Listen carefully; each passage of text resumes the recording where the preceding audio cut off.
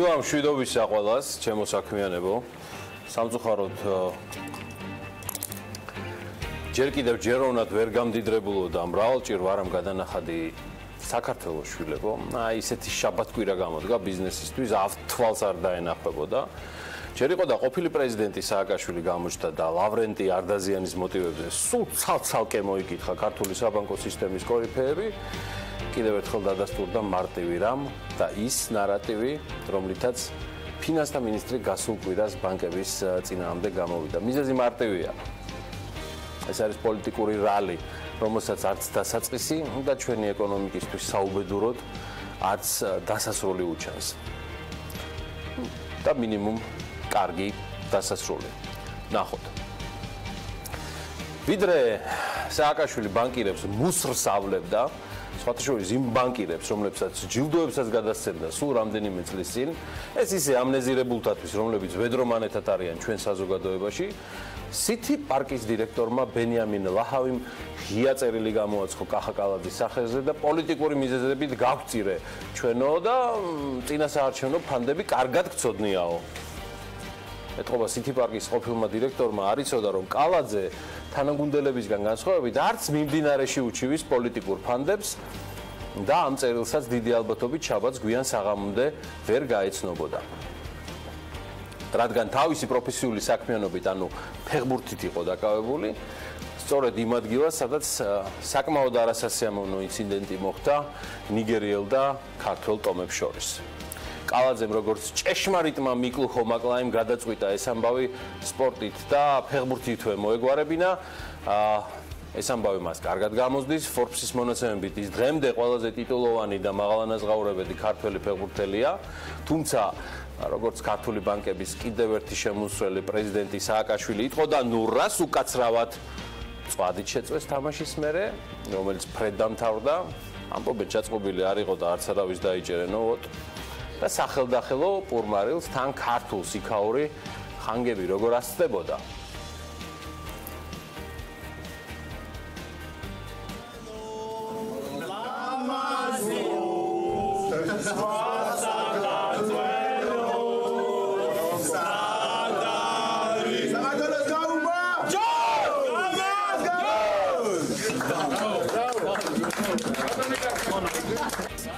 იმედია ჩვენმა ნიგერიელებმა თანამოქალაქეებმა იციან, რომ ალნა კალანდაძეს ეს არაჩვეულებრივი სტრიქონები უნიკალურ მუსიკალურ კომპოზიციად თემონაცვლიშვილმა უკტავყო.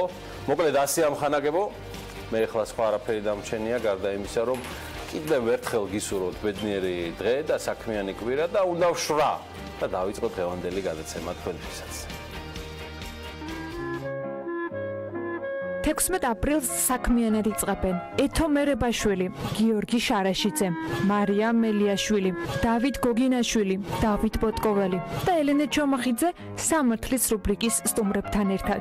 დილა საქმიანია TV Pirveli-ზე.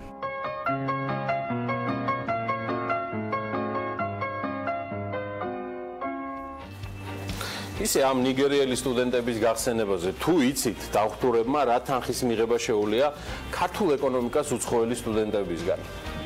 საქართველოში არსებულ უმაღლეს სასწავლებლებს სტუდენტების მისაღებად 45,000 აკრედიტირებული ადგილი აქვს. თუმცა ადგილობრივ აბიტურიენტთა რაოდენობა, ვინც ეროვნულ გამოცდებს წარმატებით აბარებს, 25,000 არ ეღემატება.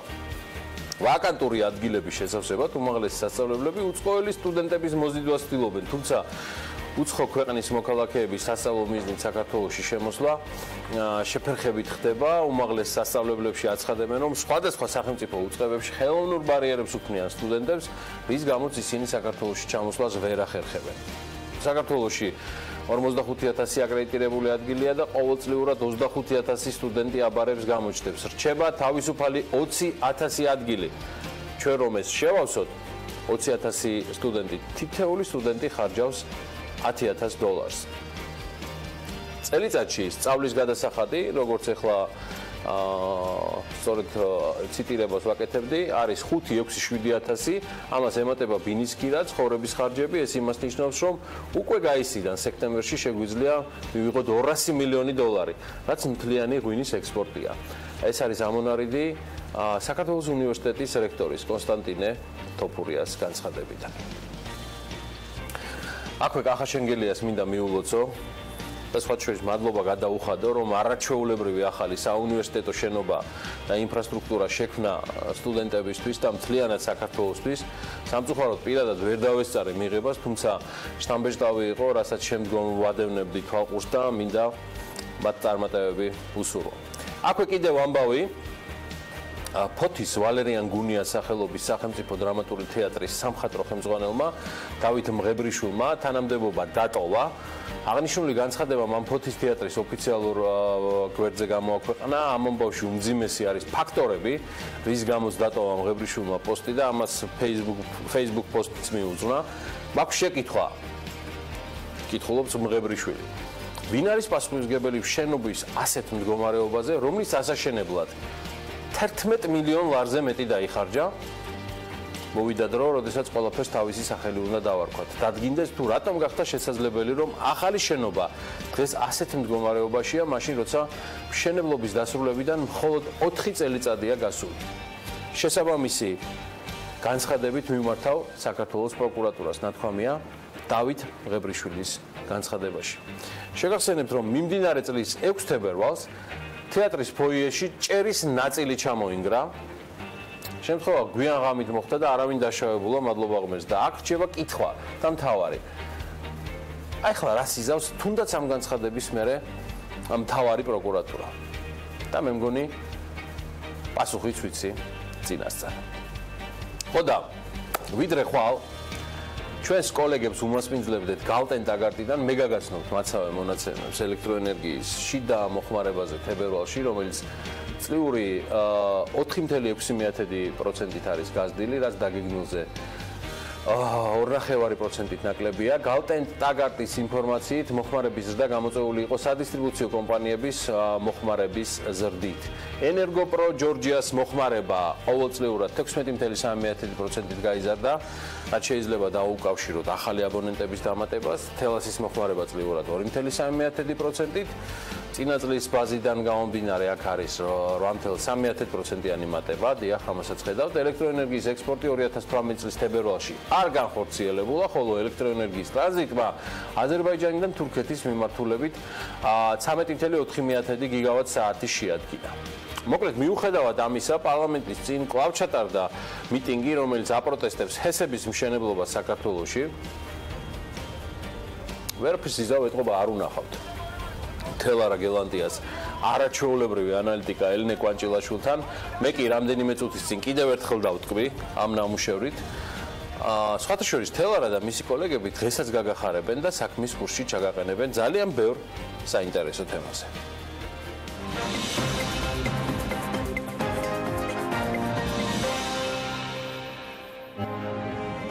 წარმატებული ბანკები მუხრუჭებით და ფინანსთა მინისტრი. ამ სათაურით დისკუსია გრძელდება. კომერციული ბანკების პირველ პირებს მამუკა ბახტაძე საგნობრივი საუბრისთვის ელოდება. როგორ დასრულდება მხარეებს შორის შეხვედრა, საქმის კურსი გიამბობთ.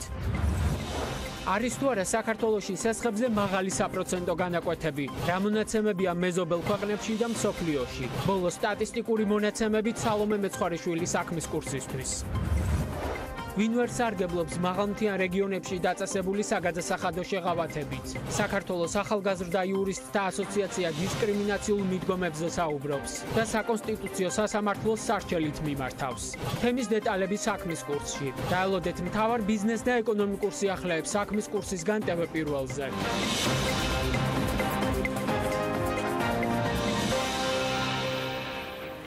და მოდი გადავხედოთ, ვინ არიან ყველაზე მსხვილი ინვესტორები ენერგოსექტორში, რამდენად მდგრადია და სტაბილურად არსებობა განვითარება ჩვენი სახელმწიფოებრიობის კვაკუთხეთს წარმოადგენს, ანუ გულისხმობ ენერგეტიკას. პირდაპირ უცხოური ინვესტიციები ენერგეტიკაში წლიურად 61%-ით გაიზარდა და 188.600.000 დოლარი შეადგინა. გალტენ ტაგარტის ინფორმაციით ინვესტიციების განმახორციელებელი უმსხვილესი კომპანიებია. ენერგოპრო ჯორჯია და მასთან დაკავშირებული კომპანიები, ენერგოპრო ჯორჯია და G-Power-ი, შუაჰევი ჰესის ინვესტორი, აჭარისწყალი, ჯორჯია, მთვარი ჰესის ინვესტორი, მთვარი ჰოლდინგი და ნენსკრა ჰესის ინვესტორი, ნენსკრა ჰიდრო. Dow Jones-ის ინდექსი დონალდ ტრამპის გადაწყვეტილების შემდეგ 219 პუნქტით, 0.9% დაეცა და 24189 პუნქტი შეადგინა, მაშინ როდესაც წინა დღით 429 პუნქტიანი ზრდა დააფიქსირა. გარდა ამისა, არსებობს ვარაუდი, რომ შეერთებული შტატები ჩინეთის სავაჭრო ომი უკანა პლანზე გადაიწევს და რუსეთზე ზეწოლა გამკაცრდება. ამ ყველაფერს სხვათა შორის Facebook-ის საჯარო მოსმენებიც ემატება, რომლის შედეგადაც შესაძლოა ტექნოლოგიური კომპანიების რეგულაციის საკითხის დადგეს, რაც საფონდო ბირჟაზე ზეგავლენის მომხდენი კიდევ ერთი ფაქტორი გახდება. ისე შეგახსენებთ, რომ დონალდ ტრამპმა საფრანგეთთან და დიდ ბრიტანეთთან ერთად გასული კვირის მიწურულს სარაკეტო და საჰაერო დარტყმა განახორციელა ასადის რეჟიმის სამხედრო ქიმიურ ობიექტებზე, სადაც არსებული ინფორმაციით ინახებოდა ან იწარმოებოდა ქიმიური იარაღი. შტატების გადაწყვეტილებების რუსეთზე გავლენებზე გუშინას ბევრი ვილაპარაკე. კოლეგებთან სხვა შუადღეში სტუმრობისას რუსთავიორში მადლობა მათ ჩვენი მიწვევისთვის. დღეს კი საქმიანი დილის მაყურებლებისთვის მეტად ავტორიტეტული ფიჩის დასკვნებს გაგიზიარებთ. საერთაშორისო სარეიტინგო კომპანიის ანგარიშის მიხედვით რუსულ კომპანიებსა და რუს ბიზნესმენებზე დაწესებული ბოლო სანქციები მკვეთრად უარყოფით გავლენას იქონიებს ამ კომპანიების მომავალზე. პირველ რიგში მათ შეეზღუდებათ მომსახურება გაუწიონ და დაფარონ საკუთარი ვალდებულებები ამერიკულ დოლარებში. სანქციები სავარაუდოდ ღრმა გავლენას იქონიებს კომპანიების მონაცემებზე, რომლებიც ვერ შეძლებენ ოპერაციების განხორციელებას დოლარში, სტანდარტულ ვალუტაში, წიაღისეულით ვაჭრობის დროს და ძირითად ვალუტაში საერთაშორისო ვაჭრობისას წერს სააგენტო და მათივე პროგნოზით სანქციების ჩამონათვალში მოხვედრილი რუსული კომპანიები ასევე შესაძლოა დაზარალდნენ შემცირებული სავაჭრო აქტივობის გამო. გარდა ამისა, კომპანიები, რომელთაც აქვთ ვალდებულებები დოლარში, ვერ შეძლებენ მის შესრულებას, მაგალითად რუსალი, რომელმაც უკვე განაცხადა, რომ განიხილავს ტექნიკურ დეფოლტს კონკრეტული საკრედიტო ვალდებულებების გამო. ფიჩი იქვე აღნიშნავს, რომ რუსული საფონდო ბირჟების ვარდნა, რომელიც ასევე აისახა იმ კომპანიებზე, რომლებიც სანქციების სიაში არ იყვნენ, ნიშნავს, რომ ბაზარი ფრთხილობს. არ მოხდეს სანქციების სიის ჩამონათვალის გაფართოება. კერძოდ კი სანქციების მოქმედება შესაძლოა გავრცელდეს კონტრაგენტებზე და პარტნიორებზე იმ კომპანიისა და კომპანიებისა, რომლებიც მოხდნენ 6 აპრილს გამოქვეყნებული სანქციების ჩამონათვალში. ამერიკიდან ევროპაში მარიამ ადამიანთან ერთად გადავინაცვლებთ, როგორია ევროკავშირის ეკონომიკური მომავალი. რა ვარაუდებს გამოთქვავენ ეკონომისტები? როგორია რეალობა და რა რისკების წინაშე დგას მიმდინარე და მომავალი წლების განმავლობაში?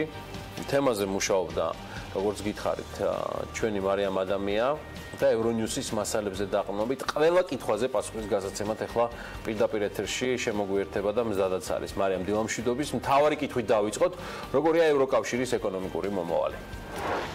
გიორგი, დილა მშვიდობის, ვიდრე კითხვაზე პასუხს გაგცემ, გეტყვი, რომ ევროკავშირისა და ევროზონის ეკონომიკურმა ზრდამ ყველაზე დიდი პროგრესი ბოლო 10 წლებში შეაჩვენა. ევროკომისიის პროგნოზით კი არც მიმდინარე და მომდევნო წელი იქნება ამ მიმართულებით დასაწუნი. ვარაუდობენ, რომ დაჩქარდება მთლიანი ინფლაცია, მათ შორის იგულისხმება ნავთობისა და სურსათის ფასების მატებაც. ეკონომისტების შეფასებით 2018 წელს ევროპაში ასევე გაიზრდება. მომხმარებელთა მოთხოვნა, რაც თავის მხრივ ხელს შეუწყობს სხვადასხვა სექტორებისა და ქვეყნების მდგრად განვითარებას, ხოლო იაფ დაფინანსებაზე ხელმისაწვდომობა გაზრდის კომპანიების ინვესტიციებს. ეს კი იმას ნიშნავს, რომ ძლიერი და ძვირი ევროს მიუხედავად გაიზრდება ექსპორტი მთელი მსოფლიოს მასშტაბით, ხოლო შედეგად მოსალოდნელია დიდი რაოდენობით სამუშაო ადგილების შექმნა.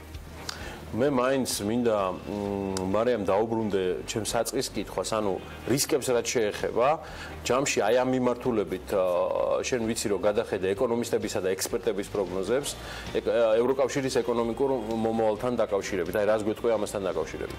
გიორგი, მოსალოდნელ რისკებს ბრექსიტამდე და ფინანსური წესების გამკაცრებით გამოწვეულ დაძაბულ გეოპოლიტიკურ მდგომარეობამდე მივყავართ. ასევე გეტყვით, რომ დიდ ბრიტანეთსა და ევროკავშირს შორის სამომავლო სავაჭრო ურთიერთობა ერთ-ერთი მთავარი სიუჟეტია, რომელიც Brexit-ის შემდეგ წარმოიქმნა. ბრიტანელთა მთავარმა მომლაპარაკებელმა დევიდ დევისმა მრავალჯერ განაცხადა, რომ მის ქვეყანას თანამშრომლობის განსაკუთრებული პირობები სურს, ანუ შეთანხმება ევროკავშირთან თავისუფალი ვაჭრობის შესახებ, რომელიც ბრიტანეთის საჭიროებებს იქნება მორგებული, ევროკავშირის წარმომადგენლები კი ამ სურვილს ენთუზიაზმის გარეშე შეხვდნენ. ცხადია, მათ ინტერესს წარმოადგენს ბრიტანეთის მეტი დანახარჯებით დატვირთვა და განცალკევებული არსებობის გართულება, რათა Brexit-ი ევროკავშირის სხვა წევრებისათვის შიდა პოლიტიკური პრობლემების გადასაჭრელად სამაგალითოდ არ იქცეს. ამასთან ცხადია, რომ ევროკავშირს არ სურს კონფრონტაცია, ბრიუსელისათვის წარმატებული შედეგი კი იქნება შეთანხმება, რომლის თანახმადაც ბრიტანეთი ამ თუ იმ ფორმით ვაჭრობის სფეროში ევროპული მარეგულირებლების ძალაუფლებას აღიარებს. ჯერჯერობით არ ჩანს აქვს თუ არა ბრიტანელებს სხვა გამოსავლის შესაძლებლობა, თუმცა ფაქტია, რომ ეს გარემოება ართულებს ევროკავშირის ეკონომიკურ ზრდას. კარგი, მაშინ რომელი სექტორის გაძლიერება განაპირობებს და უზრუნველყოფს ეკონომიკურ ზრდას ევროკავშირში და ამასთან დაკავშირებით თუ არის ეკონომისტების პროგნოზები? გიორგი, აქვე ევრონიუსის მასალებს მოვიყვან, მთავარი აქცენტი მათი ინფორმაციით სამშენებლო ინდუსტრიაზე კეთდება, რომელიც ეკონომიკური აღდგენის მთავარი სტიმულატორია. არგუმენტის სახით კი შემიძლია ირლანდიის მაგალითი მოვიყვანო, სადაც სამშენებლო ტექნიკური აღჭურვილობა ყოველდღიურად იზრდება, თუმცა შეგახსენებთ, რომ 2008 წელს რეალობა სხვაგვარი იყო, როდესაც ქვეყანა მძიმე ფინანსურ კრიზისს განიცდიდა და მთლიანად შეჩერდა მშენებლობა. შემცირდა ქვეყნის მთლიანი შიდა პროდუქტი და ცხოვრების დონემაც დაიწია, თუმცა ეგრეთ წოდებულმა კელტურმა ვებმა ნელ-ნელა დაიწყო გამოღვიძება და ერთ-ერთი მთავარი აქცენტი სწორედ სამშენებლო ინდუსტრიაზე გააკეთა, რომლის დახმარებითაც ქვეყანამ დაიწყო ზრდა და განვითარება, მაგალითად, გასულ წელს უკვე რეკორდული ზრდა დაფიქსირდა ექსპორტის მიმართულებით და ჯამშრომლზე 5 ტრილიონი ევრო შეადგინა, უმრუშევრობის მაჩვენებელი 6%-მდე შემცირდა და გაიზარდა ხელფასები. თუმცა ცხადია, მხოლოდ ერთი ინდუსტრიის განვითარება ვერ განაპირობებს ევროკავშირში ეკონომიკურ ზრდას და მნიშვნელოვანია ყველა სფეროს ჩართულობა პროცესებში. დიდი მადლობა, მარია, მადლობა. მე წარმატებულ დღეს გისურვებ შენს და მე მგონი ახლა უკვე დროა გადავიდეთ ახალ ამბებზე. აზიის ინფრასტრუქტურის და ინვესტიციების ბანკი ანაკლიის ღრმაწყლოვანი პორტის პროექტს განიხილავს. ავტოსატრანსპორტო საშუალებების პერიოდული ტექნიკური ინსპექტირების დამატებითი ცენტრების შექმნა მოწყობისა და აკრედიტაციის მიღებით დაინტერესებული კომპანიებისთვის მოწვევა გამოცხადდა. აი შინაგან საქმეთა სამინისტრო კი დროებით დაკავების იზოლატორებისა და პოლიციის განყოფილებებისთვის ვიდეო სამეთვალყურეო კამერებს 2.100.000-ად იყიდის. აი ეს არის ის ხარჯი, რის გაწევასაც გეგმავს შინაგან საქმეთა სამინისტრო. კამერები ახლო-მახლო არ ყოფილა, თუმცა შოთვარე ღამე იყო მაინც თევდორე მღვდლის ქუჩაზე, სადაც გაჩენილი ხანძარი გვიან ღამით ლიკვიდირებულია. საგანგებო სიტუაციების სამსახურში განმარტავენ დაიწვა 600 კვადრატულ მეტრზე განთავსებული სასაწყობე ფართი, სადაც მარილის საწყობი გახლდათ განლაგებული. მობილიზებული იყო ღამით 50 მეხანძრე მაშველი, 11 სახანძრო ავტომანქანა, ავტოცისტერნა უბრალოდ აკრობდა ცეცხლს, 3 სამაშველო ჯგუფით, 2 სახანძრო კიბე იქნა გამოყენებული. ხანძრის შედეგად არავინ დაშავებულა, მათ ვინც ხიზლობდა კვირას ღამით, ამ კადრების ნახვის საშუალება TV Pirvelis სოციალური ქსელის პირდაპირ ეთერში ექნებოდა. ამის საშუალება ცხადია. მე კიდევ ერთხელ ყველას მშვიდობიან და ბედნიერ დღეს უსურვებ. ნუ რავინ უგავალთ მარილზე და შესაბამისად ჯანმრთელად იყოს ყველა და რაც მთავარია ნაკლები ხარჯები აკაურობას. ეხლა კიდევ რა უკვე შემოგვიერთდეს ანა ლაპიაშვილი, რომელიც მისთვის უჩვეულოდ გაიყურს ამ უთენია და შესაბამისად დაწუნებული ვარ, რომ ამ სიჩუმესაც აქვს თავისი მიზეზი. ცხადია, რომ სუპერ საინტერესო კოლაჟი აქვს და ამ კოლაჟი აქვს ამბებისა მომზადებული თქვენთვის ბიზნესზე და ეკონომიკაზე. ანა, დილა მშვიდობის. დილა მშვიდობის, გიორგი, მივესალმებით ჩვენს მაყურებელს. მე მგონი სიჩუმე დღით და შესავალი და არჩეულებრივი ინფორმაციები, რომელიც საქმიანი დილის მაყურებელს 8 საათიდან შენი დახმარებით ამ შემთხვევაში გაუზიარეთ საქმიანი დილის ეთერში. მე კი ბიზნესი ახლებები მოგემზადეთ და სულ რამდენიმე წამში ვართ ეთერში.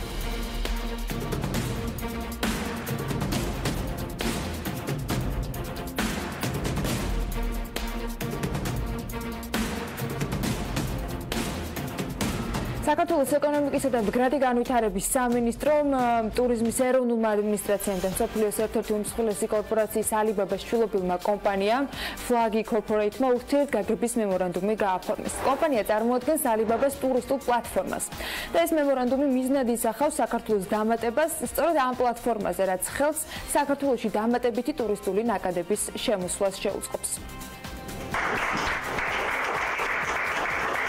ეს გახავთ ალიბაბას ტურიზმის მიმართულება, რომელიც მიზნად ისახავთ საქართველოს პლატფორმის დამატებას, საქართველოს დამატებას მათ პლატფორმაზე და შესაბამისად ეს ხელს შეუწყობს საქართველოში დამატებითი ტურისტული ნაკადების შემოდინებას.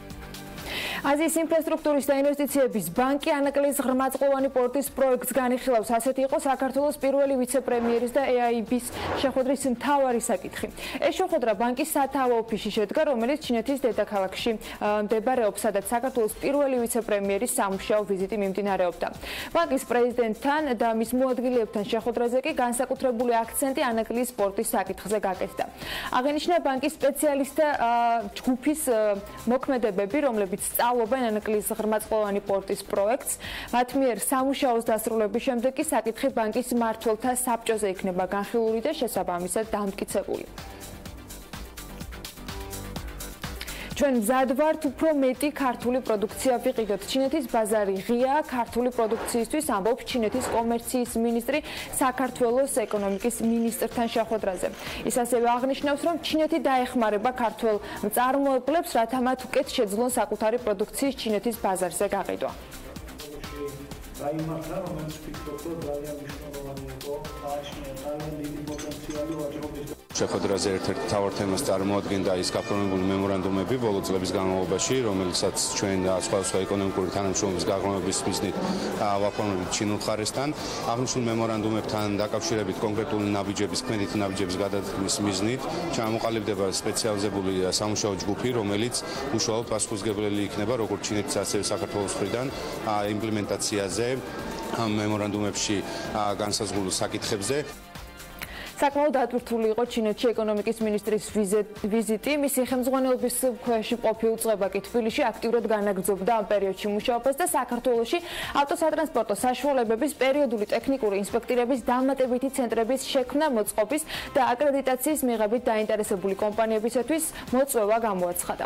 სამინისტროს ინფორმაციით თბილისსა და საქართველოს რეგიონებში ინსპექტირების დამატებითი ცენტრების საჭიროება და რაოდენობა განაწილდა 3 ლოტად. კერძოდ პირველ ლოტში გაერთიანდა თბილისი, ქობულეთი, ლანჩხუთი, ქარელი, საჩხარე, წალკა და აჭარა. ამ ლოტში შემავალ გეოგრაფიულ ტერიტორიებზე დამატებით შეიქმნება მსუბუქი ავტომობილის 12, 4 უნივერსალური და 1 მოძრავი ტესტირების ხაზი. მეორე ლოტშია თბილისი, ოზურგეთი, ხობი, ახალქალაქი, დუშეთი, ამბროლაური, სამცხე, ჯავახეთი, მცხეთა-მთიანეთი. აქ დამატებით შეიქმნება მსუბუქი ავტომობილის 12, ასევე 4 უნივერსალური და 1 მოძრავი ტესტირების ხაზი და მესამე ლოტში ასევე ერთიანდება თბილისის დანარჩენი ნაწილი, ფოთი, სამტრედია, ბორჯომი, კასპი, დედოფლის წყარო, ყვარელი, სამეგრელო ზემოსვანეთი, ლეჩხუმი, გურია და ამ ლოტში ასევე დამატებით მსუბუქი 11 ავტომობილის, 5 უნივერსალური და 1 მოძრავი ტესტირების ხაზი იქნება ამოქმედებული. დაინტერესებულ პირებს კი განაცხადი შეუძლიათ მხოლოდ ერთ მთლიან ლოტზე წარადგინონ, ჯერჯერობით განცხადებების მიღება ეკონომიკის სამინისტროში გრძელდება. ხარაგაული ლაშარის მონაკვეთზე მოდერნიზაციის პროექტის ფარგლებში ერთლიანდაგიანი ხაზის ნაცვლად მატარებლები უახლოეს მომავალში ორლიანდაგიან ხაზზე იმოძრავებენ. საქართველოს რკინიგზა აცხადებს, რომ 4,5 კილომეტრიან მონაკვეთზე სამუშაოები მიმდინარეობს. ხარაგაულიდან ლაშარის მიმართულებით კი 1 კილომეტრზე მეტი მონაკვეთი უკვე ორლიანდაგიანი გახდა. განახლებული ინფრასტრუქტურა უსაფრთხო გადაადგილებისათვის და ტვირთების გამტარუნარიანობის გაზრდისთვის იქნება მნიშვნელოვანი. შინაგან საქმეთა სამინისტროს დროებითი დაკავების იზოლატორების და პოლიციის განყოფილებებისათვის ვიდეო სამეთვალყურეო კამერებს ყიდულობს. 2,100,000 ლარის ღირებულების შესყიდვაზე უწყებამ ტენდერი გამოაცხადა. სატენდერო დოკუმენტაციით გათვალისწინებულია 3 სახეობის 1188 კამერის, ასევე სამეთვალყურეო სისტემის სხვა ტექნიკური საშუალებების შეძენა. გამარჯვებულმა კომპანიამ სისტემის მონტაჟით თავად უნდა უზრუნველყოს და 24 საათიანი ტექნიკური მხარდაჭერაც 1 წლის განმავლობაში.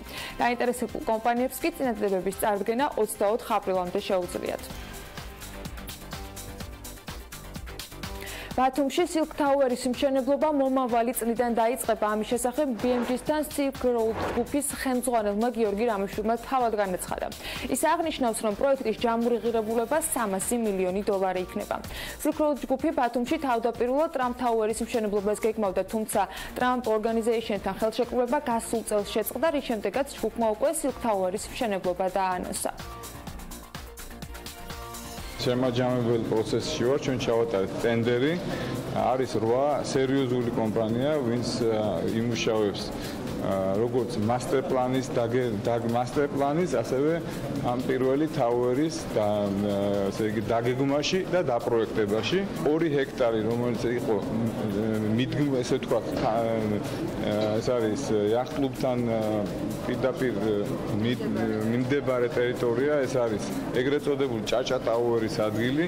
ეს 2 ჰექტარი უკვე სახელმწიფოსთან ჩვენ მოვაწერეთ ხელშეკრულება, ეს იქნება პარკი და ეს იქნება ბულვარის გაგრძელება. TBC Microsoft-თან, Geolab-თან და საბასთან ერთად ქართული ენის ხელშეწყობის პროექტს სახელად ქართულად იწყებს, რომლის მიზანიც სათარჯიმნო რესურსის შექმნა. ამ რესურსის Microsoft-ის პროგრამებში ინტეგრაცია და ქართულენოვანი მომხმარებლებისათვის საერთაშორისო რესურსებთან და ინფორმაციასთან მშობლიურ ენაზე წვდომის შესაძლებლობის მიცემა.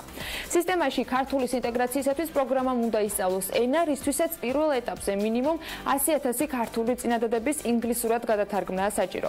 პროექტის ფარგლებში Microsoft სისტემისათვის ქართულის სწავლების შესაძლებლობა ყველა მსურველს მიეცემა. ვებგვერდზე ქართულად წერტილი.g თითოეულ დარეგისტრირებულს ექნება შესაძლებლობა, რომ პროექტში ჩაერთოს და ქართული წინადადებები ინგლისურ ენაზე თარგმნოს. წინადადებები საბას ელექტრონული წიგნების ბაზიდან იქნება შერჩეული. კულა 2018 წელს სამცხე-ჯავახეთში, კერძოდ ახალციხეში ბიოსაწარმოს აამუშავებს, რომელიც ხილის ბიოლოგიურად სუფთა წვენებს და ყემლის საწაბლებს დაამზადებს. საწყის ეტაპზე 10 დასახელების წვენი დამზადება, ეს იქნება ვაშლის, ჟოლოს, მოცვის, ასკილის, შინდის, ალუბლის და ასე შემდეგ სხვადასხვა ხილის წვენების. შემდეგი უკვე საწაბლებიც დაემატება. ვანა გოგლიძე განმარტავს, რომ პროდუქცია ძირითადად ექსპორტზე გათვლით კეთდება, თუმცა ნაწილი საქართველოშიც გაიყიდება. ექსპორტი ევროკავშირის ქვეყნებში და ამერიკაში განხორციელდება, შეთანხმება ამის შესახებ მისივე თქმით უკვე მიღწეულია. კიდევ ერთი სიახლე კულასგან ის არის, რომ კომპანია ექსპორტის გაორმაგებას აპირებს. ამ დროისთვის ქარელის ხილის მიერ წარმოებული ხილის ჩირების 20% გადის ექსპორტზე, 80% კი ჯერჯერობით ადგილობრივ ბაზარზე იყიდება. კომპანიაში გეგმავენ, რომ უახლოეს 2 წელში პროდუქციის 40% იყოს ექსპორტზე გათვალისწინებული და 60% ადგილობრივი ბაზრისთვის. საწარმოში ჩიკორის ბრენდის ქვეშ 16 დასახელების ჩირს ამზადებენ, რომელიც მცირე პარტიებად გერმანიასა და ჰოლანდიაში იგზავნება. ქარელის ხილის წარმოება დღეში 10 ტონაა, თუმცა კომპანიას 70% აქვს ათვისებული ამ დროისთვის. როგორც თაკო რაზმაძე განმარტავს, მოთხოვნის არსებობის შემთხვევაში ისინი წარმადობას უპრობლემოდ გაზრდიან. იურის თესლს კი აჭარელ ფერმერებს კომპანია ქართული მოცვი მიაწვის. აგროპროდუქტების მართვის ცენტრის მიერ გამოცხადებულ ტენდერში სწორედ ამ კომპანიამ შეძლო გამარჯვება, რომელთაგანაც 525,000 ლარის ღირებულების კონტრაქტი გაფორმებულია. ქართული მოცვი ვალდებულებას იღებს ფერმერები ლუბაშის, ჯიშის, ნივრის ბოლქვებით უზრუნველყოს. ხელშეკრულებაში მითითებულია, რომ სათესლე მასალას კომპანია უკრაინიდან შემოიტანს. ჯამში აგროპროდუქტების მართვის ცენტრი 48,000 კილოგრამ ნივრის ბოლქვებს შეიძენს. ნივრის სათესლე მასალა კი აჭარის მაღალმთიანეთში ფერმერებს დაურიგდებათ. მოგეთ ასეთი ამბები იყო ბიზნეს სიახლეების ნაწილში გასული უქმეების შედეგად. ახლა ვნახოთ, როგორ შეხვდა უქმეებს და არა მხოლოდ უქმეებს ორშაბათ დილას ეროვნული ვალუტა.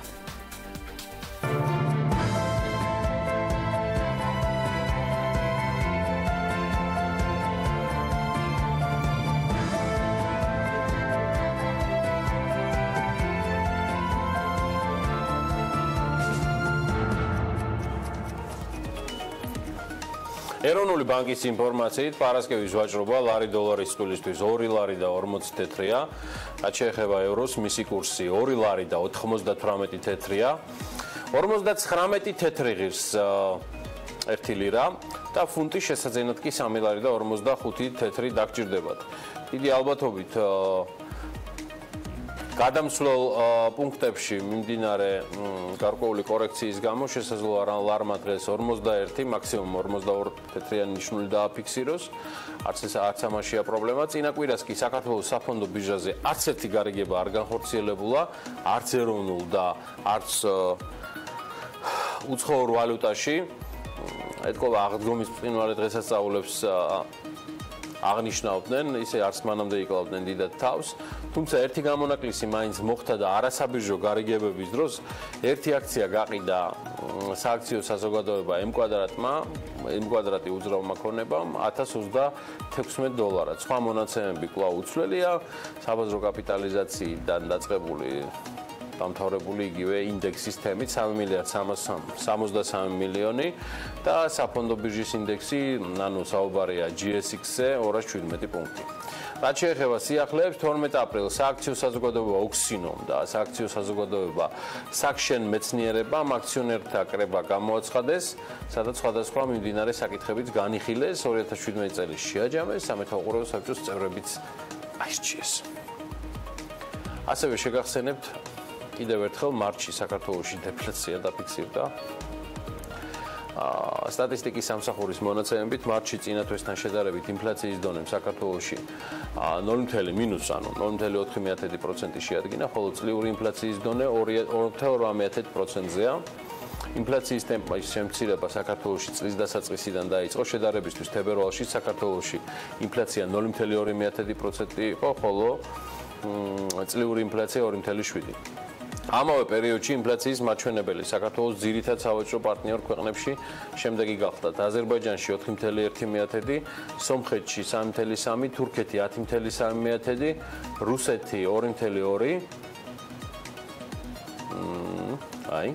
ამოვანათა ჩვენი სავაჭრო პარტნიორების მაჩვენებლებმა ინფლაციაზე, ახლა სრულად ნახავთ უკვე ეკრანზე.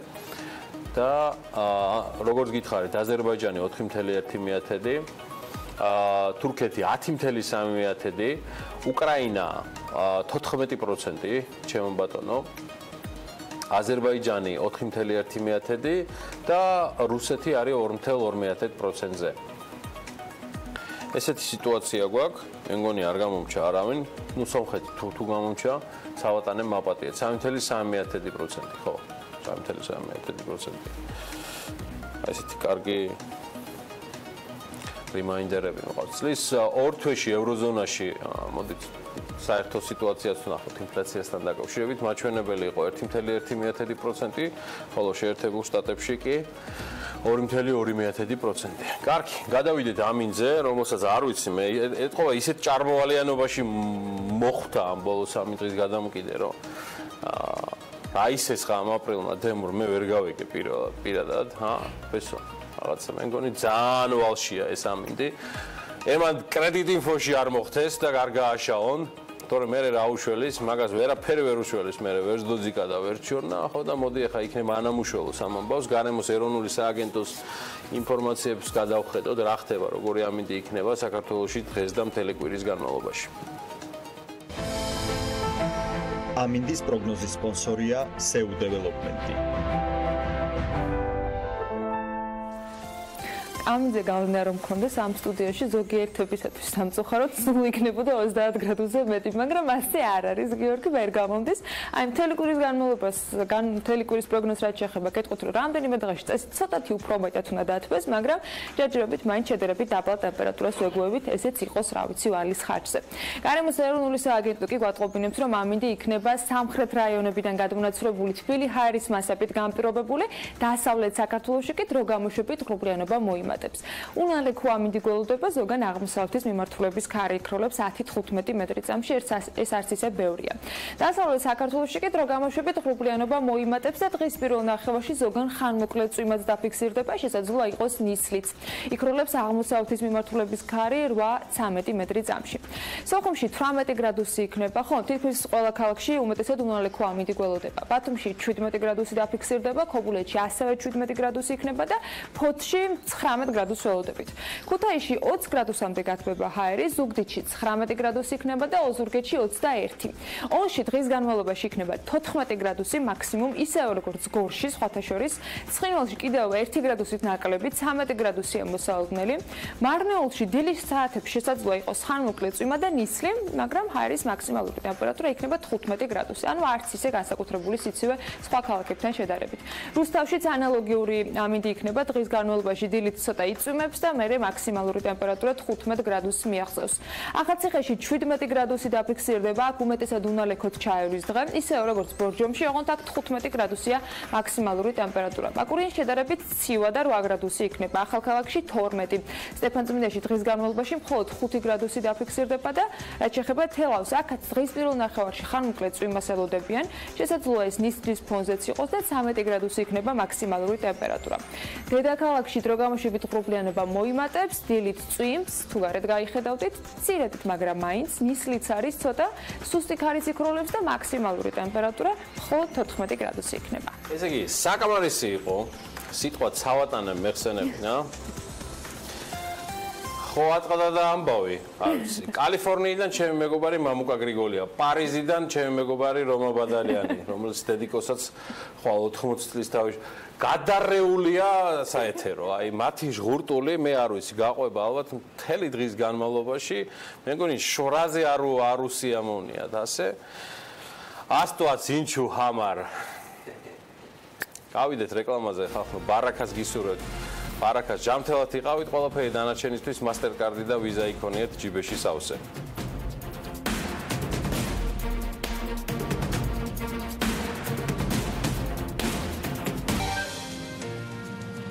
საქართველოში Huawei P20-ის გაყიდვა ოფიციალურად დაიწყო. დღეიდან უკვე ციფრული ტექნიკის მაღაზია ეთაქსელ ზუმერში Huawei P20-ის და P20 Lite-ის ყიდვა შესაძლებელი. ამ ფაქტთან დაკავშირებით ზუმერი მომხმარებელს Huawei P20-ის და P20 Lite-ის სმარტფონებზე აქციასაც უმზადებს. დეტალები კი ნინი ლონგურაშვილის სიუჟეტში უნდა ვნახოთ.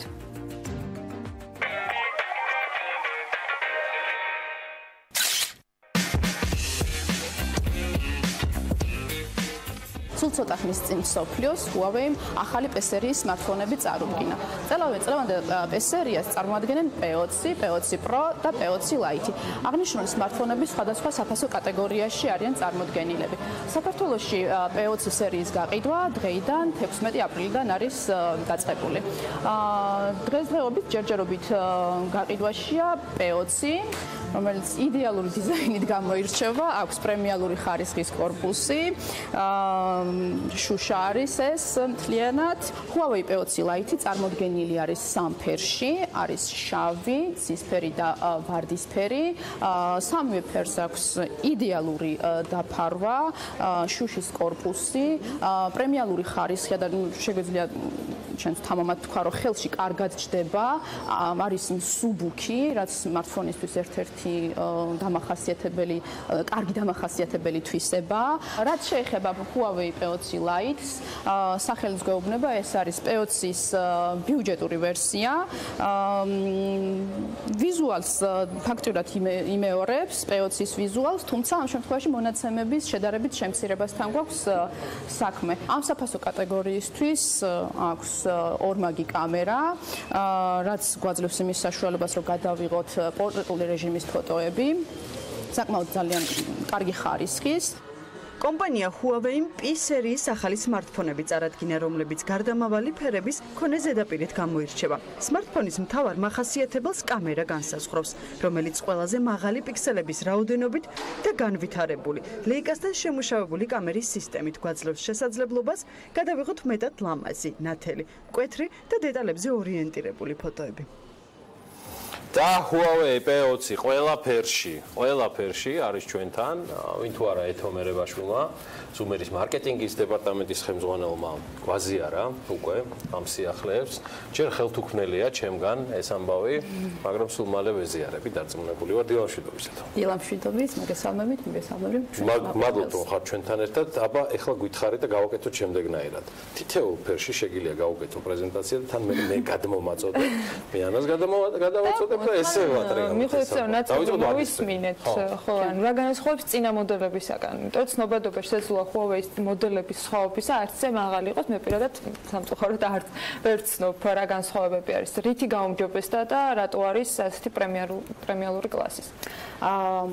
Huawei ჩინური წარმოებელია, თავდაპირველად ბაზარზე შემოსვლისას ცოტა პრობლემები ჰქონდა პოზიციონირებასთან დაკავშირებით, იმიტომ რომ სამწუხაროდ ცოტა სხვა რამესთან ჩინურ კლიშესთან ჰქონდა საქმე, მაგრამ დარწმუნებით შეგვიძლია ვთქვათ, რომ ეს არის თანამედროვეობის ერთ-ერთი ყველაზე ინოვაციური, მაღალტექნოლოგიური კომპანია, რომელიც R&D-ში, Research and Development-ში საკმაოდ დიდ თანხებს ხარჯავს და მისი ყოველი ახალი მოდელი არის გამორჩეული, არის დახვეწილი და გაუმჯობესებული მისი წინა ვერსიისგან. Huawei-ის რამდენიმე სერია აქვს, ერთ-ერთი არის ეს P სერია და P სერია თავიდანვე ტრადიციულად გამორჩეული იყო აქცენტით ფოტოგრაფიაზე. ვისაც მობილური ფოტოგრაფია უყვარს, მან ძალიან კარგად იცის, რომ Huawei P სერიაში ყოველთვის იპოვის მისთვის საინტერესო smartphones. P20 27 მარტს იყო P სერიის, ახალი P სერიის P20 სერიის პრეზენტაცია. წარმოადგენს P20, P20 Pro და P20 Lite. P20 Pro-ს გაყიდვები სავარაუდოდ კვირის ბოლოდან დაიწყება. დღესდღეობით კი შესაძლებელია P20-ის და P20 Lite-ის შეძენა. ეხლა თვითონ უშუალოდ smartphone-ებზე რომ დავიწყოთ. ეს არის P20 Lite, ვარდისფერი. ეს არის შავ ფერში წარმოდგენილი, ნუ ეს P20 ამ შემთხვევაში და იგივე ფერია. გვაქვს ვარდისფერი და არის ცისფერი. ანუ ისეთი ფერებია ახალგაზრდული, ხო, ეს უფრო რა ვთქვათ, ბიუჯეტურია და თან გათვლა არის ბიუჯეტურში რას გულისხმობთ? ბიუჯეტური საფასო კატეგორიიდან გამომდინარე 995 ლარი ღირს ეს smartphone-ი. აქვს ძალიან კარგი მონაცემები, ორმაგი კამერა, ნუ ხელში როგორ კარგად ჩდება, სუბუქია ძალიან. თვითონ ზომაც ისეთია რა? კი, აი თვითონ შეგრძნების თვალსაზრისით ხომ არ გაწუხებს ხელში რომ გიკავია. user friendly-ია ძალიან, მორგებულია მომხმარებელზე. ორი ხელითაც მარტივად შეგიძლია შეასრულოს. ტელეფონი მომეცნიერება. ეს light version აღარ არის, ეს არის ის Huawei-ის P20 არის ეს. თვითონ კამერას რაც შეეხება აქაც ну აღნიშნეთ ორმაგი კამერა, ელემენტი აქვს ხარისხი ნახე. კი, ძალიან მაღალი გარჩევადობა, იმის მიუხედავად რომ ეს არის light version, ძალიან მაღალი გარჩევადობის ფოტოებს იღებს და ამ შემთხვევაში Leica-ს კამერას არ ხვდებით light version-ში. Leica კამერა აქვს P20, Leica არის ლინზების მწარმოებელი კომპანია. ეს პორტრეტ რეჟიმია? კი, რომელიც ფოტოაპარატებისთვის ამზადებს ლინზებს. რომელიც ფოკუსს აკეთებს, ანუ ეს პორტრეტ რეჟიმის კამერა უკანა მხარე არის გაბლარული, არ ვიცი რამდენად გამოჩნდება ფოტო როგორი გამოვიდა, მაგრამ ხარისხით ნამდვილად არ ჩვეულებრივია. P20 რაც შეეხება, P20 აბსოლუტურად სულ სხვა საფეხურის ტელეფონია, ასე რომ ვთქვათ, ეს არის მობილური ფოტოგრაფიისთვის სავარაუდოდ მე ვიტყოდი რომ კონკურენტოა დღესდღეობით. ნებისმიერ ფლაგმანს შეგვიძლია ის გაუწიოს. კი. წელს ეთო მეშლება თუ გამოდის რომ საფასო სეგმენტიდან გამომდინარე, როცა ფასი არის საკმაოდ დემოკრატიული, იგი აბსოლუტურად არაადეკვატურია იმ ტექნიკურ პარამეტრებთან, რაც რეალურად არის. ეს არის თავი კონკურენტული უპირატესობა. უფრო მეტ ბენეფიტს იღებ და უფრო მეტ ფუნქციას იღებ Huawei-ის შემთხვევაში. ხო, ფას ჩვენთან ის გაგება რომ ფასი ხშირად ხარისხთან შეიძლება პირდაპირ არ ასოცირდებოდეს, განპირობებული ზირთად იმიტომ რომ კომპანია არის ახალი, ანუ ტელეფონი smartphone-ებს უშვებს სულ რამდენიმე წელი არის, ბაზრის არც ან მსოფლიო ბაზრის არც დიდ წილს იკავებს, მაგრამ მზარდი არის, იმიტომ რომ რაღაც 2017 წელს 25%-იანი ზრდა ჰქონდა თვითონ Huawei-ის 2018 მონაცემები ჯერ არ ვიცი, მაგრამ ანუ სწრაფად მზარდია, სწორედ იმ მონაცემებიდან გამომდინარე, რომელიც მას აქვს ფასთან შესაბამისად. მე ვეღარ დავამთავრე წერყანი, არა პირიქით, ვერ დავასრულე რომ მობილური ფოტოგრაფებმა წელს ამ smartphones P20 და P20 Pro-ს მისცეს საუკეთესო შეფასება. არის ესეთი ცნობილი საიტი DVXO, სადაც 104 ქულით შეაფასეს P20 და 109 ქულით P20 Pro.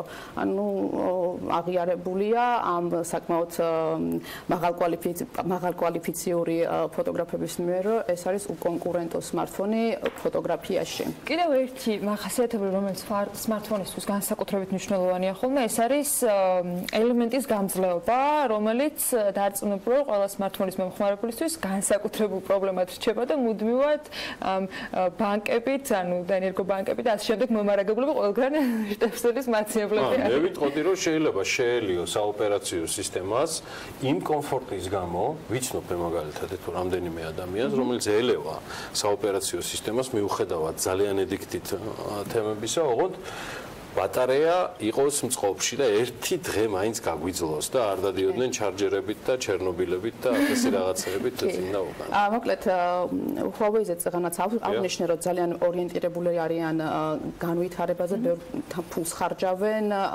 ინოვაციებში. ერთ-ერთი ისეთი კომპანია შეიძლება ვთქვათ, რომელიც უსმენს მომხმარებელს და ბაზარს იკვლევს ზუსტად მიაწოდოს ის, რაც უნდა.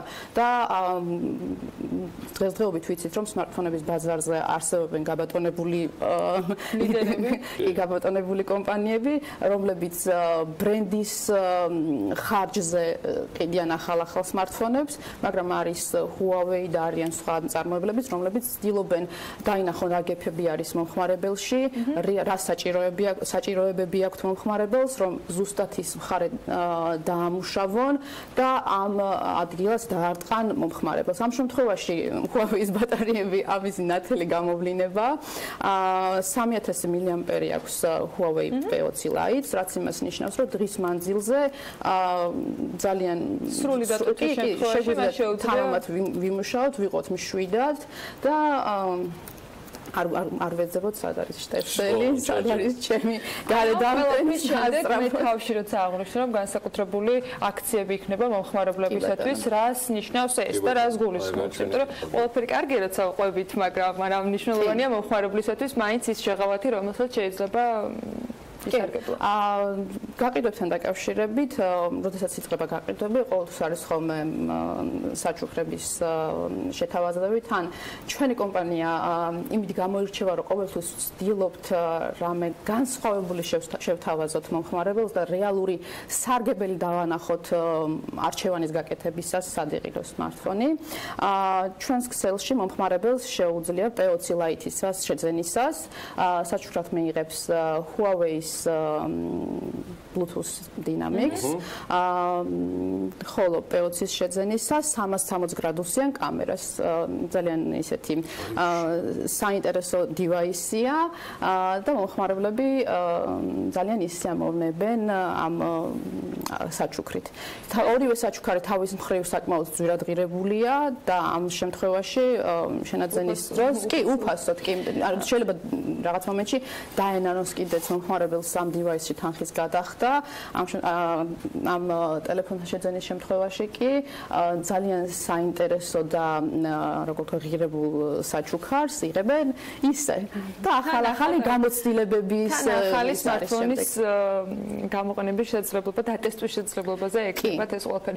თქვენ ნახეთ რომ ტრადიციულად როცა ახალი ვთქვათ შემოთავაზება გვაქვს მომხმარებლებისთვის, კიდევ რა შეთავაზებები აქვს Zoom-ს ამ დროის განმავლობაში და ზოგადად კომპანიის შესახებ მოგვიყევით რამდენიმე სიტყვით, დღეს რამდენი ფილიალი ხარ წარმოდგენილები, როგორ აპირებთ განვითარებას და ასე შემდეგ. კი ბატონო, Zoom-ერი უკვე 8 წელი არსებობს ქართულ ბაზარზე. გასულ წელს შეგვისრულდა 8 წელი. კომპანია აქტიური ზრდის პროცესშია ახლა. გასულ კვირას გავხსენით თელავში კახეთის რეგიონში პირველი ფილიალი და წელს ეს როგორ წელს არის პირველი ფილიალი Zoom-ერისთვის, პირველი ახალი ფილიალი. ამ ეტაპზე გეგმაში გვაქვს East Point-ის ფილიალის რეორგანიზაცია. East Point-ის ფილიალი შარშან ზაფხულში გაიხსნა, მაგრამ მაღალი მოთხოვნიდან გამომდინარე ხდება ამ ფილიალის გაფართოვება, როგორც როგორც პროდუქციის დივერსიფიცირების თვალსაზრისით, ისე ვიზუალური თვალსაზრისითაც. ხოლო smartphone-ებს არ ყიდით თქვენ Zoom-ში სხვადასხვა არჩევანია და რა მიმართულებები არის და ამ მიმართულებების გამრავალფეროვნებას ხო არ აპირებთ? ჩვენთვის ერთ-ერთი ძლიერი მხარეა business unit-ი არის smartphone-ების მიმართულება, თუმცა გვაქვს ასევე წარმოდგენილი და რაზეც შეგვიძლია ვთქვათ, რომ მომხმარებლისთვისაც საინტერესო მიმართულება არის, ეს არის ლეპტოპები, ფოტოაპარატების ძალიან ფართო ასორტიმენტი გვაქვს ჩვენ, ასევე მობილური აქსესუარები, აუდიო სისტემები და ასე შემდეგ, ანუ საკმაოდ დივერსიფიცირებული პროდუქცია გვაქვს. რის მიმართ აქვს ინტერესი მომხმარებელს? მომხმარებელთან ჩვენი კომპანია ასოცირდება smartphone-ებთან დაკავშირებით, ან სახელიდანაც გამომდინარე, პირდაპირ კავშირშია. თან შემიძლია თამამად თქვა ის რომ smartphone-ების კატეგორიაში ყველაზე კარგი და მრავალფეროვანი ასორტიმენტი ჩვენს ქსელშია. სხვადასხვა საფასო შეთავაზებებით, სხვადასხვა კატეგორიებით. და ყველაზე, როგორ ვთქვათ, კარგი და ღირებული შეთავაზებები. ხარისხიანი და მრავალფეროვანი. ხარისხიანი და მრავალფეროვანი, კი. როდესაც ჩვენთან ხდება თუნდაც ახალი პროდუქციის შემოსვლა, თუნდაც აქციის დაგეგმა, რეალურად ყოველთვის ისე იგეგმება, რა უნდა მომხმარებელს, რატომ მიიღებს, კი, ფასზე ორიენტირებული, თუნდაც ის საჩუქარი არასდროს არ არის საჩუქრისთვის, რეალურად რაში გამოიყენებს ის საჩუქარს და რა ბენეფიტს მიიღებს მომხმარებელი. ყოველთვის ამ მხრიდან ვცდილობთ ხოლმე, რომ შევფუთოთ ესა თუ ის წარმატებები თქვენ პირადად და Zoom-ers. ძალიან დიდი მადლობა და ხელოდებით ხშირად, რომ ესეთ საინტერესო ამბები დავტესტოთ, სელფებიც გადავიღოთ, რომელსაც ჩვენ Instagram გვერდზე ავტვირთავთ, რომ სულ მალე ნახავთ ამ ამბავს. მადლობა ეთო მერაბაშვილს, Zoom-eris მარკეტინგის დეპარტამენტის ხელმძღვანელს. გავიდეთ მოკლე რეკლამაზე და სულ მალე დაგიბრუნდებით ბიზნესის და ეკონომიკის სიახლეებით.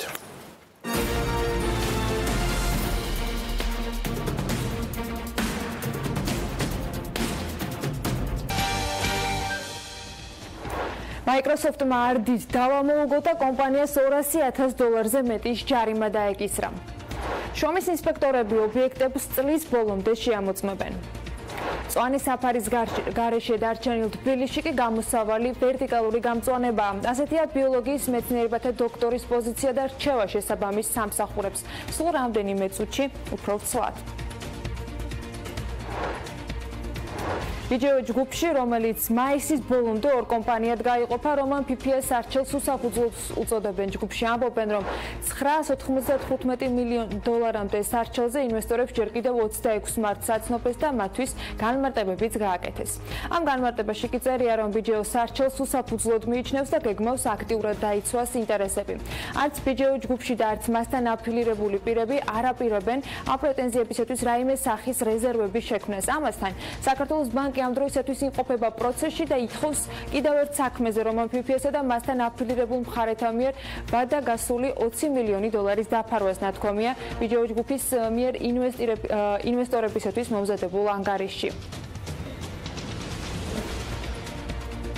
Microsoft-მა არდის დავა მოუგო კომპანიას $200,000-ზე მეტის ჯარიმა დაეკისრა. Microsoft-მა სადაზღვეო კომპანიას სასამართლოში მოუგო ეს საქმე. საქმე ეხება კომპანიის მიერ არალიცენზირებული პროგრამული უზრუნველყოფის სარგებლობას. Microsoft-ში BMG-ს განუცხადეს, რომ სადაზღვეო კომპანიას მათგან რამდენიმე გაფრთხილება მიუვიდა, თუმცა კომპანია მორიგებაზე არ დათანხმდა და საქმემ სასამართლოში გადაინაცვლა.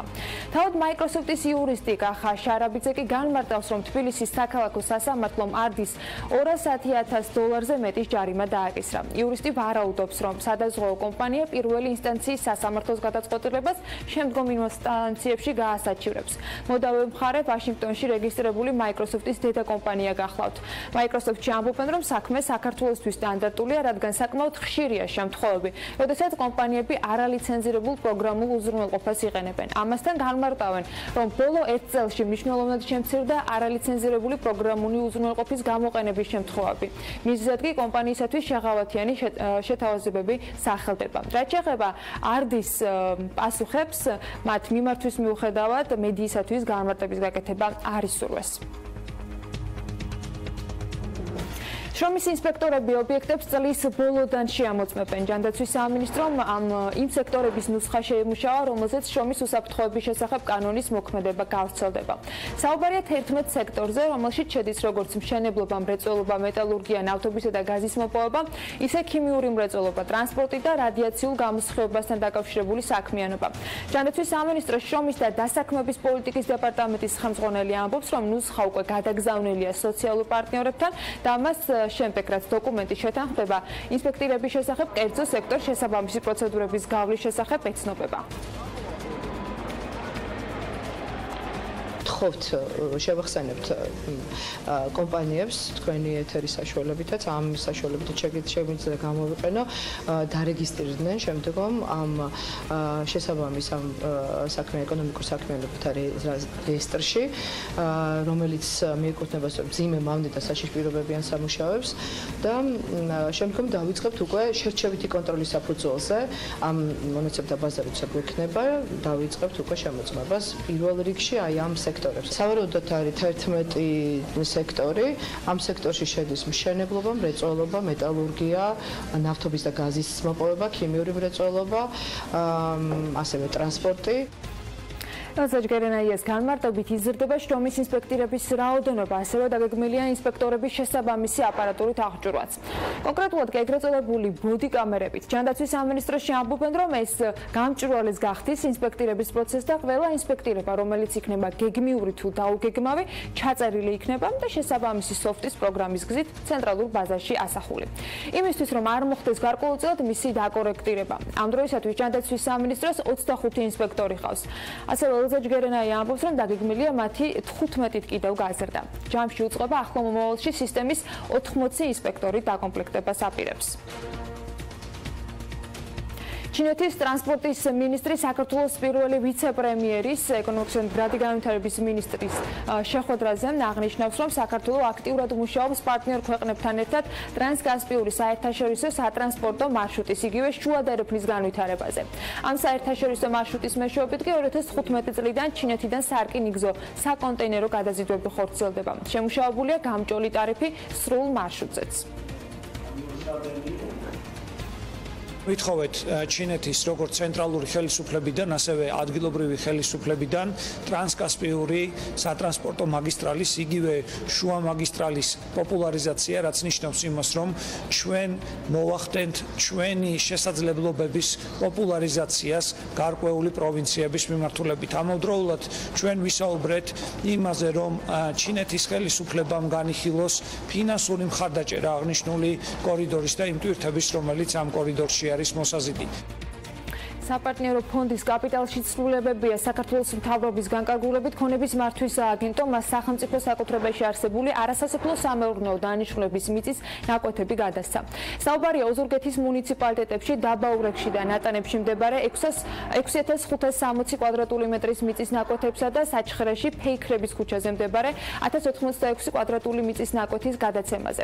საპარტნიორო ფონდის კაპიტალში ცვლილებების შესახებ ინფორმაცია საკანონმდებლო მაცნეში უკვე ასახულია. ქონების გაცვლის საფუძველი კი მისი საქართველოს რკინიგზისათვის გადაცემა გახდა.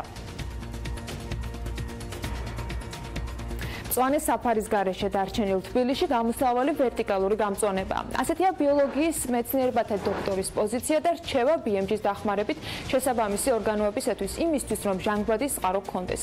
ნინო გოცაძე ამბობს, რომ 20 კვადრატული მეტრი ვერტიკალური განაშენიანება ზუსტად იმ ჟანგბადს მოგცემს, რასაც ერთი ზრდასრული ხე. მისი თქმით, ახლად დარგულ ნერგებს 20-25 წელი სჭირდებათ, რომ მწვანე ფუნქცია სრული დატვირთვით შეასრულონ. ამ პერიოდის დადგომამდე კი უმჯობესი იქნება თუ თბილისში შენობები ფასადები ტოპიარული მცენარეებით დაიფარება, რაც დედაქალაქში დაბინძურებული ატმოსფერული ჰაერის ფილტრის ფუნქციასაც შეასრულებს. დედაქალაქში ერთ სულ მოსახლეზე კრიტიკულად მცირე გამწვანებული ტერიტორია მოდის.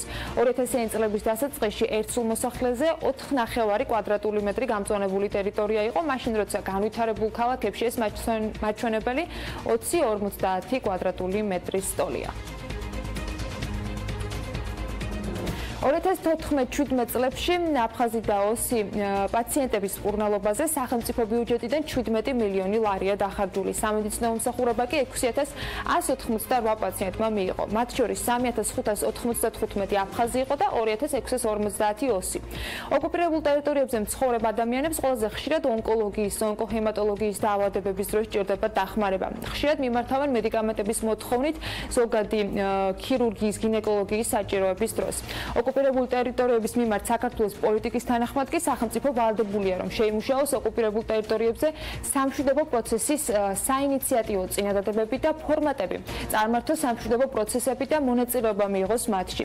ეს პოლიტიკა ასევე გულისხმობს ოკუპირებულ ტერიტორიებზე მცხოვრები პაციენტების მკურნალობის სახელმწიფო ბიუჯეტიდან დაფინანსებასაც. მოსახლეობაში ჯანსაღი ცხოვრების წესის დანერგვის მიზნით ისან-სამგორის რაიონში კი მარათონი გაიმართა, რომელსაც საცხოვრებელი კომპლექსი დირსი მასპინძლობდა. გარბენში მონაწილეობას 150-მდე ახალგაზრდა იღებდა. უქმეებზე გამართულ მარათონს საქმიანი დილის გადაწყობით ჯგუფით შეუერთდა. ნახოთ მათ მიერ მომზადებული სიუჟეტი.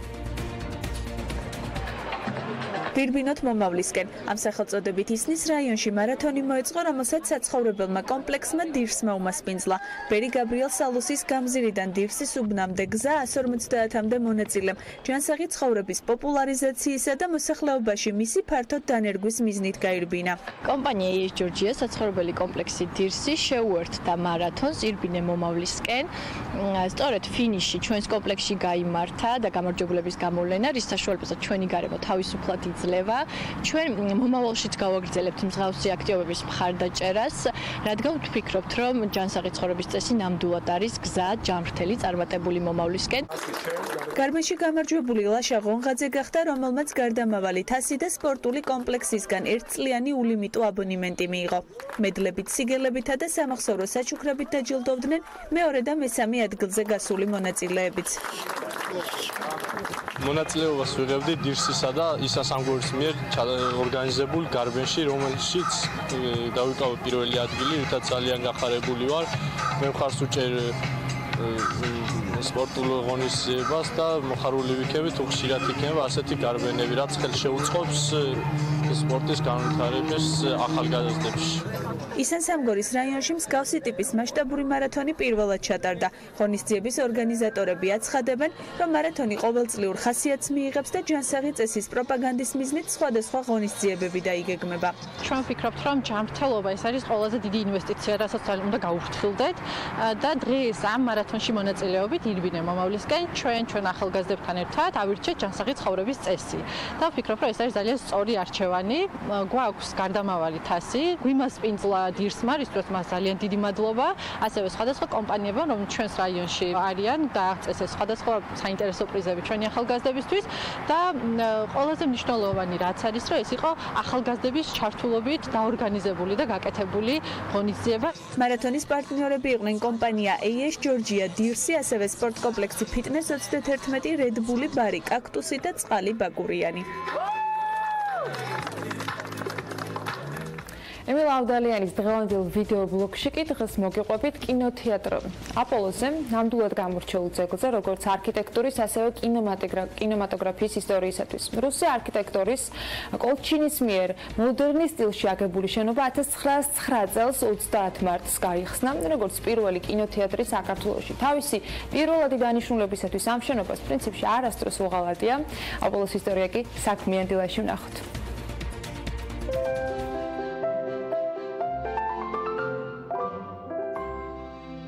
დილა მშვიდობის.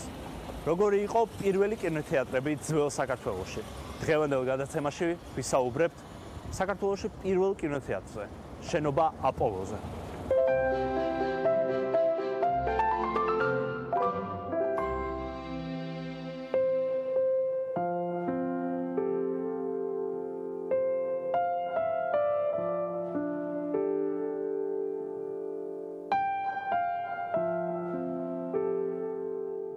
ქართული კინო ქართული კულტურის ნაწილი არის. აწი უკვე 100 წელიწადზე მეტი ხნის წინ ვასილ ამაშუკელმა პირველი ქართული კინოს გადაღება დაიწყო ქალაქ ბაქოში და ჩვენ ვიცით, რომ 1912 წლისთვის პირველი ფილმიც კი გადაიღეს სახელწოდებით აკაკი წერეთელის მოგზაურობა რაჭა ლეჩხუმში.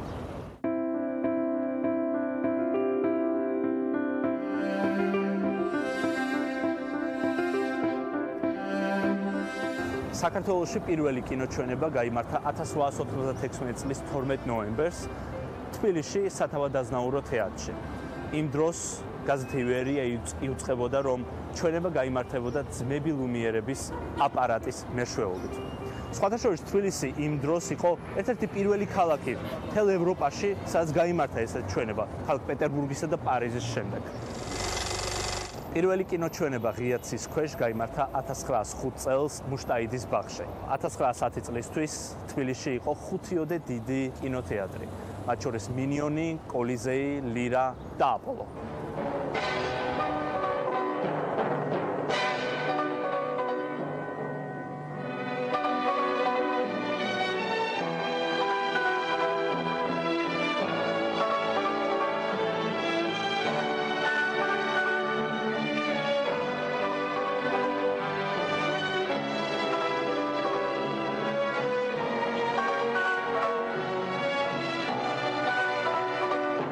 კინოთეატრების უმრავლესობა იმ დროს მიხაილოვის პროსპექტზე, თანამედროვე აღმაშენებლის გამზირზე მდებარეობდა. თუმცა თბილისში იყო კიდევ ერთი ცნობილი კინოთეატრი, არფასტო, რომელიც მიხაილ არამიანს ეკუთვნოდა და მდებარეობდა თანამედროვე რუსთაველის გამზირზე. აღმაშენებლის გამზირისა და კარგარეთელის ქუჩის კვეთაზე მდებარე აპოლო საბჭოთა პერიოდში იწოდებოდა ოქტომბერი. 1990 წლიდან მას დაუბრუნდა ძველი სახელწოდება, თუმცა დღემდე ეს შენობა კერძო საკუთრებაში იმყოფებოდა და სამწუხაროდ დღეს ჩვენ მან არ გვაქვს კინოთეატრი.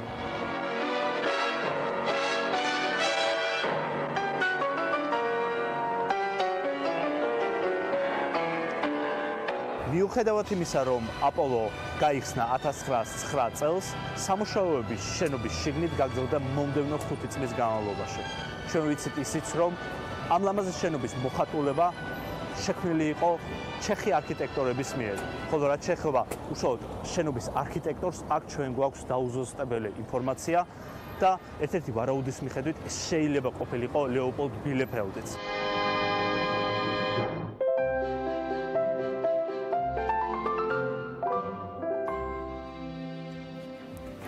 დავაანონსე კიდეც, იმიტომ რომ ძალიან მნიშვნელოვანი ამბავია ეს ქართული ბიზნესისთვის და ეკონომიკისთვის, ეს არ არის მხოლოდ მედიის თემა. ქართული ბიზნესის თანამედროვე ისტორიებს შეაგროვებენ უკვე ამერიკული ანტრეპრენერის ქართველი გამომცემლებიც. აი ესეთი ძალიან მაგარი რამ არის უკვე წინა კვირიდან მოსული გაყიდვაში, მე შევიძინე ის, თუმცა პირველი ნომერი, რომელიც გასარჩევი თემაა და უმნიშვნელოვანესი თემა არის. ამისთვის უკვე გიორგი შარაშიძეს მასპინძლობთ, იგი ანტრეპრენერის მთავარი რედაქტორი და გამომცემელია. გიორგი, დილამშვიდობთ. ძალიან მაგარი ამბავია და გილოცავთ მთელ საგამომცემლო სახლს, ულოცავთ მთელ საქართველოს და მის ბიზნეს საზოგადოებას, საქმიან საზოგადოებას, მოდი ესე ვიტყვი, ვისაც აინტერესებს ეს ამბავი, მაგრამ ანტრეპრენერი არ არის მარტო საქმიანი საზოგადოებისთვის, სხვა мотиваციის შემქმნელია. რა არის ანტრეპრენერი? რა თქმა უნდა, პირველ რიგში მოგესალმებით, მივესალმებით თქვენს რაყურიცხოვან საქმიან აუდიტორიას. ანტრეპრენერი, რა თქმა უნდა, აბსოლუტურად სწორად აღნიშნე, არ არის მხოლოდ ბიზნესმენების ასე ვთქვათ ჟურნალი, ჩემი აზრით ეს არის ჟურნალი ყველასათვის. და ამიტომაც მე ვიღეთ გადაწყვეტილება, რომ ესეთი ცნობილი, მთელ მსოფლიოში ცნობილი ამერიკული ბრენდი საქართველოში შემოგვეყანა ადამიანებისთვის, ვინც უკვე არიან ბიზნესში, ადამიანები, ვინც დღეს აპირებენ დაიწყო ბიზნესი, ან თუნდაც ის ადამიანები, რომლებიც უკვე შემდგარი და გამოცდილი მეწარმეები და ბიზნესმენები არიან. ვფიქრობ, ყველა ამ ჯგუფს თანაბრად გამოადგება ის უახლესი ინფორმაცია, ცოდნა, ახალი იდეები, რომელსაც ჩვენ ამ თვიდან უკვე ქართული ანტრეპრენერის ფურცელზე შევთავაზებთ. როდის დაიწყეთ ბრენდთან მოლაპარაკება და რამდენი ხნის განმავლობაში გრძელდებოდა ის, რომ ცუდ პირობებს არ წამოიღებდით, მაგაში დარწმუნებული ვარ, სხვანაირად ამ ჟურნალს ვერ იხილავდით. პირველ რიგში მინდა თქვა, რომ საქართველოს ვფიქრობ არის ერთადერთი ქვეყანა ეგრეთ წოდებული პატარა ბაზრებიდან, რომელიც მოხვდა მსოფლიოს ანტრეპრენერულ რუკაზე. იმიტომ რომ გითხრათ ქვეყნები, ნუ ამერიკის გარდა ცხადია, ამერიკაში ყველაზე პოპულარული ჟურნალია. ეს არის ინდოეთი, ჩინეთი, სამხრეთ აფრიკა, ახლო აღმოსავლეთი. აი ესეთი ტიპის ბაზრების შემდეგ, ძალიან მსხვილი ბაზრების შემდეგ მოხდა ისე, რომ ანტრეპრენერი გაჩნდა საქართველოში და ცხადია ეს ჩვენ ძალიან გვახარებს. რაც შეეხება მოლაპარაკებებს, Forbes-ის მთავარ რედაქტორს მოიხსენებოდა ეს რამდენად ხანგრძლივი პროცესია, რთული პროცესია, ფაქტობრივად ეს ადამიანები პასუხს აგებენ თავისი ბრენდის თანმიმდევრულობაზე და ხარისხზე.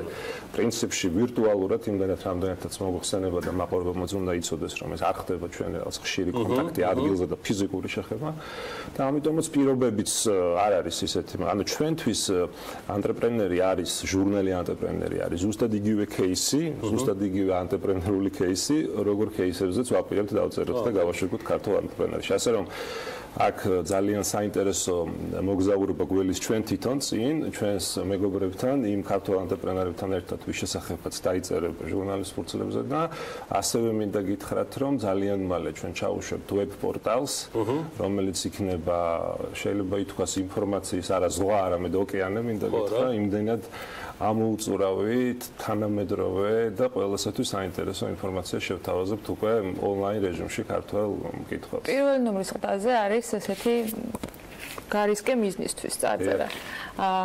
თქვენ ახსენეთ ის ბაზრები და საქართველოს სიმცირე. რა იყო რისკი ამ შემთხვევაში იმ კომპანიის თავად ამერიკული ანტრეპრენერის, როდესაც საქართველოს ემოვლებდა თქვენ თუ კონდათ რისკი, როცა ამაზე დაფიქრდით და მე დაიწყოთ, რომ არ არის საქართველოს ბაზარი არც ისე დიდია და არც ისე სწრაფია, რომ რაღაცა თქვა თქვენოდათ გარანტიები თავშივე. რამე რისკს ხედავდით, ან რა რისკები დაინახეს ნამდვილად რისკი არის ორივე მხარეს. მე ვფიქრობ, ალბათ ჩვენ მხარეს შეიძლება უფრო იმდენად რამდენადაც ამერიკული მხარე, რომც არასასურველი სცენარით წავიდეს ვითარება, ძალიან ბევრს პრინციპში არ დაკარგავს, ესეც უნდა გვესმოდეს. რისკი პირველ რიგში არის ის, რომ ქართული ბაზარი მოგეხსენებათ ძალიან მცირე, ძალიან პატარა, საკმაოდ გაჯერებული, თუმცა გიორგიმ ძალიან სწორი აქცენტი დასვა, რომ ეს არ არის რეალურად მედია პროექტი მხოლოდ და სწორედ ამაში ვხედავთ ჩვენ ძირითად პოტენციალს, იმდენად რამდენადაც ჩვენ უნდა გავცდეთ ჟურნალის ფურცლებს, ეს უნდა იყოს ფაქტობრივად ახალი შეიძლება ითქვას ძალიან ამბიციური განაცხადია, მაგრამ ახალი მოძრაობის დასაწყისი ანტრეპრენერმა უნდა შეძლოს საქართველოში დაამკვიდროს სრულად ახალი კულტურა, ცხოვრების ახალი წესი, რომელიც გულისხმობს იმას, რომ ყველაზე პრესტიჟული, ყველაზე საინტერესო, ყველაზე მომხიბლავი არის საკუთარი ბიზნესის კეთება. ამ ხრივ საქართველოში განსაკუთრებით ბოლო წლებში არის საგრძნობი პროგრესი პრინციპში, უნდა აღვნიშნოთ არ შეიძლება ამის უთქმელობაც, რომ სახელმწიფო აქტიურად ახორციელებს რამდენიმე პროგრამას, სწორედ სტარტაპების და ანტრეპრენერების ასახალისებლად. ძალიან გააქტიურებული არის საბანკო სექტორი, თუმცა მაინც ჯერ კიდევ რჩებიან საქართველოში ადამიანები, ვისთვისაც არავის უცდია мотиваციის შთაგონება, მათი დამუხტვა პოზიტიური ენერგიით და მათი დაჯერება, ასე ვთქვათ, საკუთარ შესაძლებლობებში, რადგან დამეთანხმებით საქართველოს ძალიან მდიდარი არის შემოქმედებითი ადამიანებით, ვისაც დარწმუნებული ვარ, თუ სწორ გზას ვაჩვენებთ, ძალიან მალე ეს ადამიანები შეძლებენ ძალიან საინტერესო ბიზნეს პროექტების წამოწყებას. გიორგი, გითხარი გუნდზე, შენახსენებები, რომელიც უმალე იქნება ბაზარზე, გითხარი გუნდის შესახებ, რომელიც გააკეთებს და აკეთებს უკაცრავად ანტრეპრენერს. გუნდი არის საკმაოდ საინტერესო. მე შევეცადე, რომ წავსულიყავი ცოტა სხვა მიმართულებით, არა იმდენად ჟურნალისტებში, რამდენადაც ამ დარგის ექსპერტებში მომეძებნა საინტერესო ადამიანები და ძირითადად პრინციპში ასეც არის, იმდენად რამდენადაც უნდა გვესმოდეს, რომ სამწუხაროდ ჟურნალისტები, რომლებიც ბოლომდე კვალიფიციური არიან ბიზნესის საქმეში, ვინც არიან თქვენთან არიან და დანარჩენების მოძებნა საკმაოდ რთული იყო. თუმცა არის ორი ჟურნალისტი, დანარჩენები არიან შეიძლება ითქვას ექსპერტები, საკუთარი საქმის პროფესიონალები და ამიტომ ვცდილობთ დავაბალანსოთ, ასე ვთქვათ, მათი კომპეტენცია ჟურნალისტური და ასე ვთქვათ, სარედაქტორო. კითხვა უნდა შემოვიტანო, როცა Forbes-ისთვის და არა მარტო Forbes-ისთვის, მათ შორის BMG-ის მასალალებისთვის ანტრეპრენერი განმარტება იძებნებოდა. ჩვენ შევთანხმდით, რომ ვერ ვთარგმნით. თქვენ თარგმნით? ცით რა არის, სხვათა შორის ჩვენმა მკითხველებმაც დაგვისვეს ეს კითხვა. წამოვიდა, ხო? წამოვიდა ეს თემა. პირველ რიგში მინდა გითხრათ, რომ არის ალბათ პირდაპირ სწორი თარგმანი, ასე ვთქვათ, არის ანტრეპრენიორი ან ანტრეპრენუარი. უბრალოდ ჩვენ შევთანხმდით, რომ იმდენად ხშირად მოგვიწევს ამ სიტყვის გამოყენება, რომ ცოტა გავამარტივებთ და პირდაპირ რომ ანტრეპრენერი, ასე ვთქვათ, ანუ ეს იორი და იურს, ასე ვთქვათ, შევეშვით. ეს ერთი. იმიტომ რომ პირობითად თუ ამას გადავიყვანთ ბრუნვებში, მე რთულდება, ანუ entrepreneurship-ი რომ ვთქვათ, წარმოვიდგინოთ და ასე შემდეგ. ეხლა რაც შეეხება მთავარს, მე ვიცით რა იგულისხმეთ. ძირითადად არის საუბარი იმაზე, რომ ქართული შესაძლებელი. ეხლა მოგვეწერეთ აუცილებლად ლაივზე რა ვიტყვი. ქართული შესაძლებელი პრინციპში ერთადერთი რაც არსებობს, ეს არის მეწარმე. მაგრამ უბრალოდ ძალიან დიდი ბოდიშის მოხდით ყველა მეწარმესთან, რასაც ანტრეპრენერი ნიშნავს, ეს არ არის მეწარმე, მით უმეტეს ჩვენი ქართული, უფრო სწორედ უფრო ვიტყოდი საბჭოთა გაგებით შეიძლება ითქვას და აქვე ვეთქვი აღურებულს რაც გულისხმობ, ძირითადი განსხვავება მეწარმესა და თანამედროვე ანტრეპრენერის შორის, ეს არის ის, რომ თანამედროვე ანტრეპრენერის მთავარი мотиваცია არ არის მხოლოდ ფულის შოვნა, მოდი ესე ვთქვათ, და ეს ადამიანები არიან მოწოდებული, რომ შექმნა რაღაც ახალი და ამ ახალი შექმნილით უკეთესობისკენ შეცვალონ ადამიანების ცხოვრება და ბევრ მათგანს მათ შორის ჩვენი პირველი ნომრის გმირებს ის ამბიციაც აქვთ, რომ არა მხოლოდ დედამიწის, არამედ საერთოდ სამყაროს მომავალიც კი შეცვალონ, გულისხმობ ელონ მასკს, რომელიც არის მომავლის ადამიანი და სხვათა შორის მასთან ერთ-ერთ ბოლო ყველაზე უახლეს ინტერვიუს წაიკითხა ჩვენი კითხვები. მოდი ჩვენი საუბრის ბოლოს გითხარი ცოტა მეტი ანტრეპრენერის პირველის გმირებზე. ძალიან კარგი ყდით და ცოტა მეტი ამ პიროვნებებზე და კომპანიებზე. კი ბატონო, ესენი არიან ნამდვილად ძალიან საინტერესო ადამიანები. ჩვენ რა თქმა უნდა დიდხანს ვფიქრობდით, როგორი შეიძლება ყოფილიყო ანტრეპრენერის განსაკუთრებით პირველი ნომრის გარეკანი და მივაგენით ესეთ საინტერესო სამ ქართველს. ნიკა ალავიძეს, დათო ჭიჭინაძეს და მამუკა ნიკოლაძეს, რომელთა ასე ვთქვათ ბიზნეს პარტნიორობა დაიწყო მთაში ველოსიპედით სიარულით და ესენი სამივე არიან ადამიანები ჰობის ნიადაგზე და აკეთებენ ჩემი აზრით უნიკალურ ბიზნეს პროექტს დარწმუნებული ვარ თქვენს დაინტერესებით მათი საქმიანობით 3000 მეტრზე შენდება ეს ადამიანები ეძახიან ქოხს, თუმცა ქოხზე გაცილებით მეტია ალპურ ზონაში ყაზბეგში შენდება შვეიცარიული ფაქტობრივად სასტუმრო, თუმცა ეს არ არის სასტუმრო, ეს არის აბსოლუტურად განსხვავებული ფორმატის ადგილი, სადაც მინდა გითხრათ, რომ აბსოლუტურად თითოეული მასალა, რომელიც საჭირო არის მშენებლობისთვის, არის ატანილი ვერტფრენით. და დღემდე, დღეს უბრალოდ იცოდეთ, რომ გზაში არის ეს ქოხი, რომელიც მოდის შვეიცარიიდან, დღემდე 200 როტაცია არის შესრულებული მხოლოდ საძირკვლის და მოსამზადებელი სამუშაოების შესრულებისთვის. საკმაოდ დიდი პროექტია, ღირებულებით. ეს არის $9,000,000 ინვესტიცია და ვფიქრობ დეტალებს დანარჩენს უკვე მკითხველი გაეცნობა და ეს იქნება ერთ-ერთი უნიკალური პროექტი. მე ხუმრობდით კიდეც რომ მართალია მარსზე ჯერჯერობით ვერა, მაგრამ მინიმუმ 3000 მეტრის სიმაღლეზე ქართული ანტრეპრენერები უკვე აცხადებენ პრეტენზიას ბიზნესის და საინტერესო ბიზნესის კეთების. და გიორგი, ეს არის სხვათა შორის სოციალური ანტრეპრენერშიპის საუკეთესო მაგალითი, იმდენად რამდენადაც ეს იდეა თავდაპირველად ამ ადამიანებს გაუჩნდათ სწორედ სოციალური დატვირთვით, მათ ჰქონდათ სურვილი მოეწესრიგებინათ იქ ვითარება იმდენად რამდენადაც საკმაოდ რთული პირობები იყო მოგზაურებისთვის და სწორედ აქედან დაიწყო და შემდეგ დღეისათვის ეს გადაიზარდა უკვე საკმაოდ საინტერესო პროექტში. ყველაზე მაღალი სიმადლიდან, აი გარისკეთ ახლა მეგობრებო მიზნისთვის და ანტრეპრენერი საქართველოსია. წარმატებები გიორგი შარაშიძეს, გაუნცემელს და მთავარ რედაქტორს ამ ჟურნალისა. ძალიან ნიჭიერ ადამიანს, ჩვენს მეგობარს და პარტნიორს და წარმატებები ყველას, ვინც მომავალში მოხვდებით. ყოველთვე ანტრეპრენერი უკვე საქართველოსია. მოკლე რეკლამაზე გავალთ, გიორგის გავაცილებთ და მალე დაგიბრუნდებით. ამინდის პროგნოზის სპონსორია SEU Development-ი.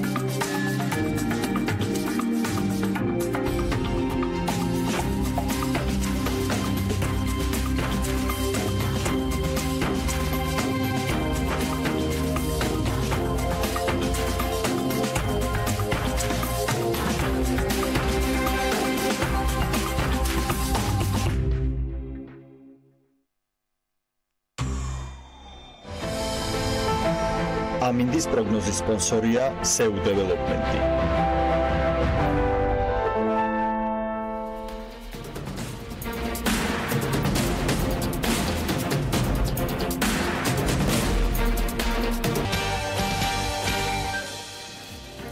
რამდენიმე დღის წინ Toyota-ს ცენტრში ახალი 2018 წლის Toyota Camry-ის პრეზენტაცია შედგა, სადაც მომხმარებელს ლაზერ შოუ და უახლესი მოდელის ავტომობილი დახვდათ.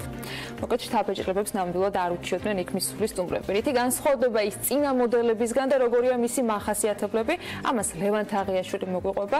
თუ რამე კითხვები დაგჭირებათ, მე როგორც სტუმრებთან ერთად გავაგრძელებთ საუბარს.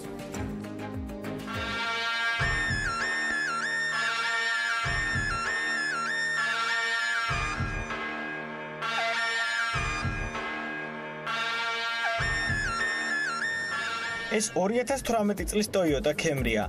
სრულიად განსხვავებული, უნიკალური და ამოუწურავი შესაძლებლობების მქონე მანქანა. მოდელი, რომელიც 100-ზე მეტ ქვეყანაშია ხელმისაწვდომი და დღემდე 19 მილიონი ერთეულია გაყიდული. ის წელიწადში 700.000-ზე მეტი ერთეულის რეალიზაციით კვლავ ინარჩუნებს სედანების DE კატეგორიაში ბესტსელერის ტიტულს. ახალი მოდელი Toyota-ს გლობალური არქიტექტურის, TNGA-ის დიზაინსა და ფილოსოფიას სრულად ითვალისწინებს. იაპონელი ინჟინრების გადაწყვეტილებით ის გაცილებით სპორტული და ახალგაზრდული გახდა.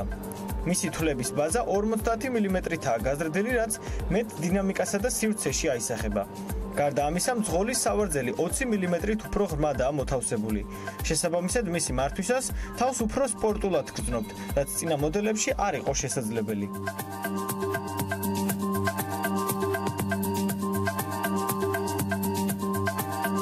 რაც შეეხება რა არის გაუმჯობესებული აღნიშნულ მოდელში, ესაა TNGA პლატფორმა, რაც ნიშნავს Toyota-ს ახალი გლობალური არქიტექტურის ფილოსოფიას, რაც გულისხმობს მეტ მდგრადობას, მეტ საიმედოობას, სიმძიმის ცენტრი არის დადაბლებული დაახლოებით 50 მმ-ზე, რაც უზრუნველყოფს დინამიურ მართვასა და მის უსაფრთხოებას.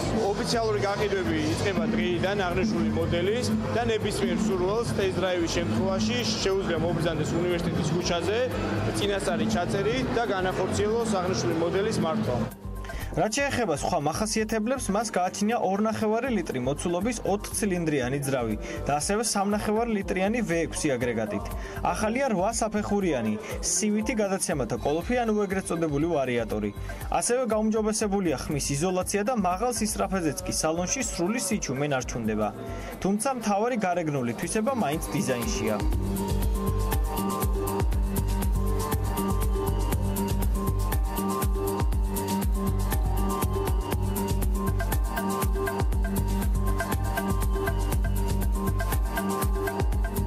წარმოდგენა ძალიან მომეწონა, ახალი მანქანაა და იმეორებს იმ სტილს, რაც არის უკვე RAV4-ში გამეორებული და სხვა მოდელებში, Corolla-ში მათ შორის. Camry გადის როგორც ბიზნეს კლასში და საშუალო დონის ბიზნეს კლასის მოდელია და ძალიან საინტერესოა. დიზაინი უფრო აგრესიული გახდა, წინ რასაც იძლევა საშუალებას, უფრო სპორტულია მანქანა.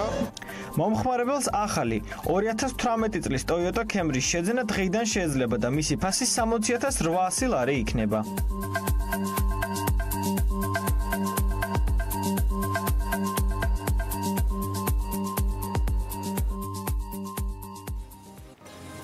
მას პინძლობთ მარიამ მელიაშვილს Toyota ცენტრით ეგეტას გაყიდვების მენეჯერს და დავით გოგინაშვილს ეგეტა მოტორსის მარკეტინგის დეპარტამენტის ხელმძღვანელს. გიორგის კი ძალიან უნდოდა წარდგენებისთვის დავეთო, მაგრამ საერთოდ მოგესალმებით თავს ჩვენთან. ძალიან კარგად. კარგია. ერთი რაც ვიცი, რომ წეღან მინდოდა მარიამ ანასთვისაც მეთქვა და ბარემ ყველას ერთად გეტყვით. ლევან თაღიაშვილი, ჩვენი რეპორტერი, რომელსაც მე მგონი ყველაფერი თქვა, ჩვენც რაღაცას ახლა კიდე მოვიფიქრებთ, იმიტომ რომ კითხვები დაგვრჩა. სრულიად შოკირებული არის მოსული.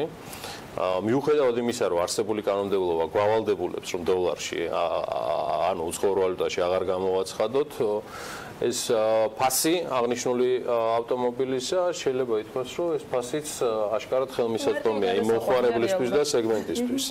ასე რომ, ნუ დაგაფრთხოთ ლარის მრავალმხრივი და მრავალფეროვანი თემა. მაინც რა არის? აი, ისე უცბად რო დავიწყოთ, მარიამ, თავარი კონკურენტული უპირატესობა ამ მანქანის შეფის პირადად? თავარი კონკრეტული უპირატესობა პირველ რიგში იქნება დავიწყოთ რომ არის Toyota, რაც გულისხმობს იმას, რომ მისი ნარჩენი ღირებულება ბევრად უფრო აღემატება სხვა ბრენდებთან შედარებით.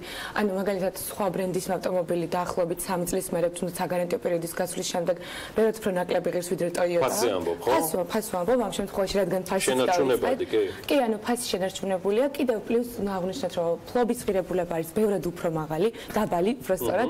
ანუ რაც გულისხმობს იმას, რომ თქვა საწვავის ხარჯი დამატებული იქ სერვისის ღირებულებაზე, რომელიც ჯამში შეადგენს ავტომობილის ფლობის ღირებულებას, ბევრად უფრო დაბალია სხვა ბრენდებთან შედარებით. ასე უნდა აღნიშნოს, რომ ნუ ეს ყველაფერი ეს მოდა ფასდაკლებაც ხდება მე ჩვენთან უკვე, ანუ ავტომობილის შეძენის შემდეგ სერვისი აქვს ფასდაკლება მომხმარებელს მთელი ავტომობილის ფლობის პერიოდში და ეს რა თქმა უნდა ერთ-ერთი ყველაზე დიდი პლუსია. ნუ მოდელს რაც შეეხება, ალბათ თქვენ თვითონაც დარწმუნდით, რომ თვითონ მოდელიდან გამომდინარე რა მომხმარებლებმა უკვე დაიწყეს მისი შედარება სხვა წინარე მოდელებთან. ანუ რეალურად ეს მოდელი ბევრად უფრო დინამიურია, ნუ რეალურად Camry-ის კონკურენტი არის თვითონვე Camry. ანუ უფრო მეტად Camry, იმიტომ რომ ამ სეგმენტში არის ლიდერი, უკვე ბოლო 15 წელია გაყიდვებით ყველაზე პირველია სხვა ბრენდებთან შედარებით და წინა მოდელს ადარებენ უფრო ხშირად მომხმარებლები ამ ახალ მოდელს. კლასიფიკაციის მიხედვით სხვა თქვათ ბრენდები ამ შემთხვევაში ამ კლასის ბევრად უფრო ფასითაც მაღლა არიან და ფლობის ღირებულებითაც. ეს არის უმაღლესი კლასი ამ შემთხვევაში. ეს არის ბიზნეს კლასის სედანი, თუმცა ამ ახალ მოდელში უკვე ახალი ელემენტებია დამატებული, რაც გულისხმობს უფრო მეტ სპორტულობას, ანუ რაღაც დიზაინის კუთხით, თუნდაც იმ კუთხით, რომ ეს TNGA პლატფორმა, რომელიც არის ახალი არქიტექტურა Toyota-s ისტორიაში, უზრუნველყოფს იმას, რომ სიმძიმის ცენტრი დადაბლებულია და შესაბამისად ავტომობილი უფრო მეტად საიმედოა, მანევრირებადია, დინამიურია, ხილვადობაც ბევრად უფრო უკეთესი აქვს და შესაბამისად გვაძვიძღებთ საბოლოო ჯამში ახალ Toyota Camry-ს. და დავით გოგინაშვილის ხმაც შემოგვიერთდება ახლა. ხანდამჯერად იმისა, რომ ხო ჯეთაღიაშვილი მერეუნე მარიამი ამოვწურეთ თემა, მაგრამ დავითი აქ არის და გვეტყვის კიდევ ის პოზიციიდან გამომდინარე ეს არ არის განსაკუთრებულად რთული TGD Motors-ის მარკეტინგის მიმართულების ხელმძღვანელი ბატონ დავით დილამშვიდობის კიდევ ერთხელ. რა არის გენოცვალოთ ჩემი თავი ეს განსაკუთრებული მაინც ამ ამბავში, რაც არ გაგირთულებთ მის გაყიდვებს? მომავალში. თვითონ Camry-ის ესეთი სლოგანი აქვს, სრულყოფილებას არ აქვს საზღვარი. როგორ? სრულყოფილებას არ აქვს საზღვარი. კი ბატონო. ამ პლატფორმაზე ასე თქვა ავაგეთ ჩვენი პრეზენტაციას თავისთავად ეს Toyota-s პრეზენტაცია არის, რა ქვია პრეზენტაცია. მიუხედავად იმისა, რომ თვითონ Toyota Caucasiam გააკეთა პრეზენტაცია ჟურნალისტებისთვის, სადაც თქვენც რა თქმა უნდა ფსდებოდეთ და იყო ჩვენ ჟურნალისტ შესაძლებლობა რომ ემართა ეს მანქანა. კი, მაგრამ ჩვენ ეს გუშინ წინ გავაკეთეთ ასე თქვა ჩვენი ერთგული მომხმარებლებისთვის. მათ რეალურად შეიგზა ჩვენ გვინდოდა რომ გადმოგვეცა ემოცია. ანუ ის რაც ჩვენ ნახეთ თავის დროზე და რა თქმა უნდა თქვენც რაც ნახეთ თავის დროზე. კი მისი ფასიდან გამომდინარე, მისი თქვათ ელეგანტურობიდან, დახვეწილობიდან, თქვათ სპორტული დინამიკიდან და ასე შემდეგ, ეს არის დღესდღეობრივი ახალი თქვათ Toyota Camry. რატო? ტესტ-დრაივები, ფიდბექი მომხმარებლების, თქვენი შიდა პროფესიული შეფასებები, ამ შემთხვევაში ტექნიკურს აღარ ვეხვებ, მართლა ამოწურა მარიამა ძირითადი საქმე, თუ რაიმე დაგვჭა, ანუ გათვლა ვიზე კეთდება რეალურად. ნუ რახან ბიზნეს მანქანაში, შესაძლოა ბიზნესმენებისთვის. მაინც.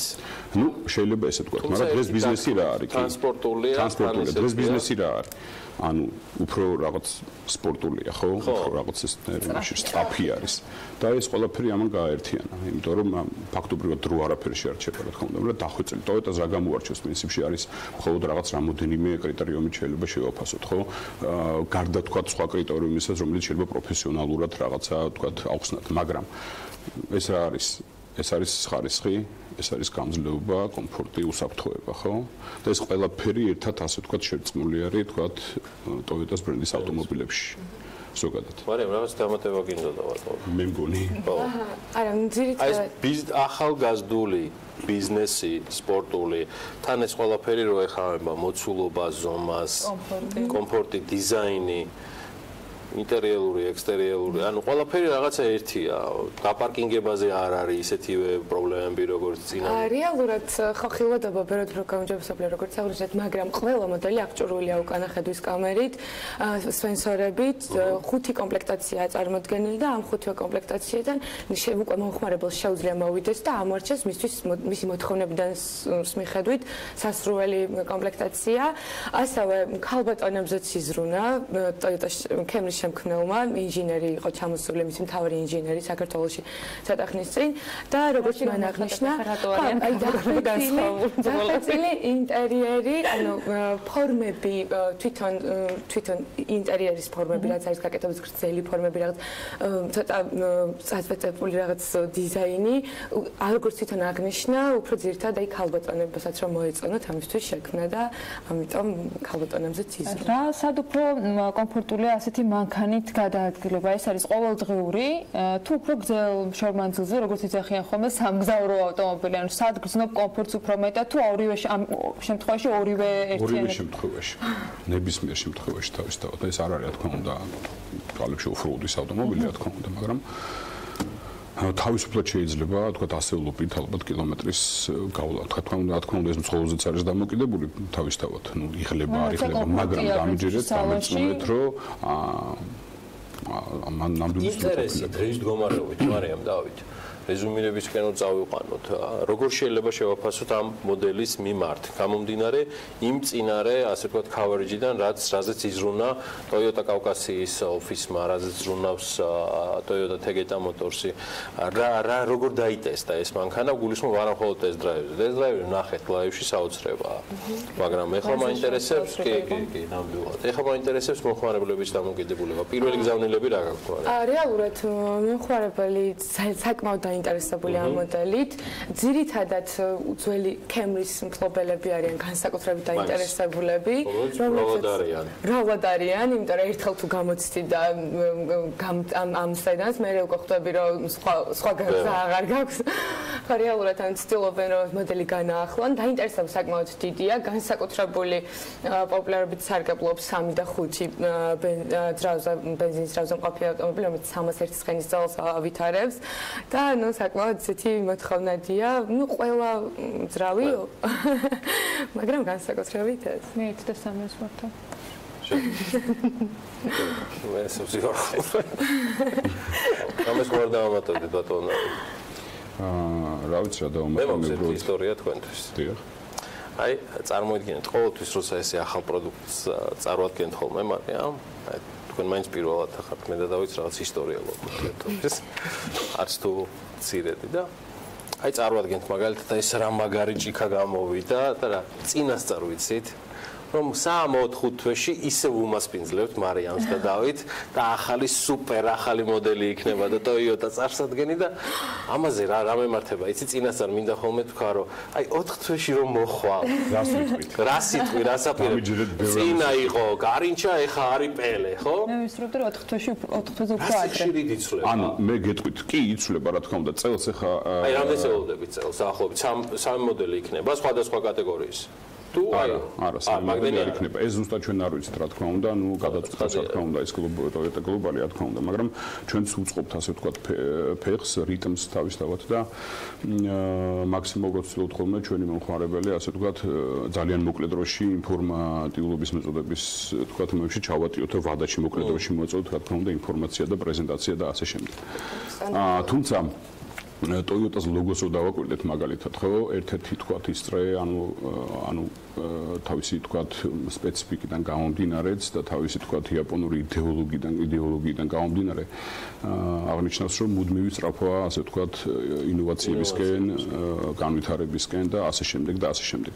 და რახან სრულყოფილება არ არის, ასე ვთქვათ, საზღვრებით არ შემოიფარგლება შესაბამისად ყველა შემდეგ თქვათ ნაბიჯში სტეპში ასე ვთქვათ ცდილობს ეს ბრენდი უფრო დახვეწოს განავითაროს მაქსიმალურად მოარგოს მომხმარებელს თავისთავად და ნუ მარტო Camry არ არის თქვა უნდა ეს თვითონ ამ ბრენდის ავტომობილებს ეხება იმიტომ რომ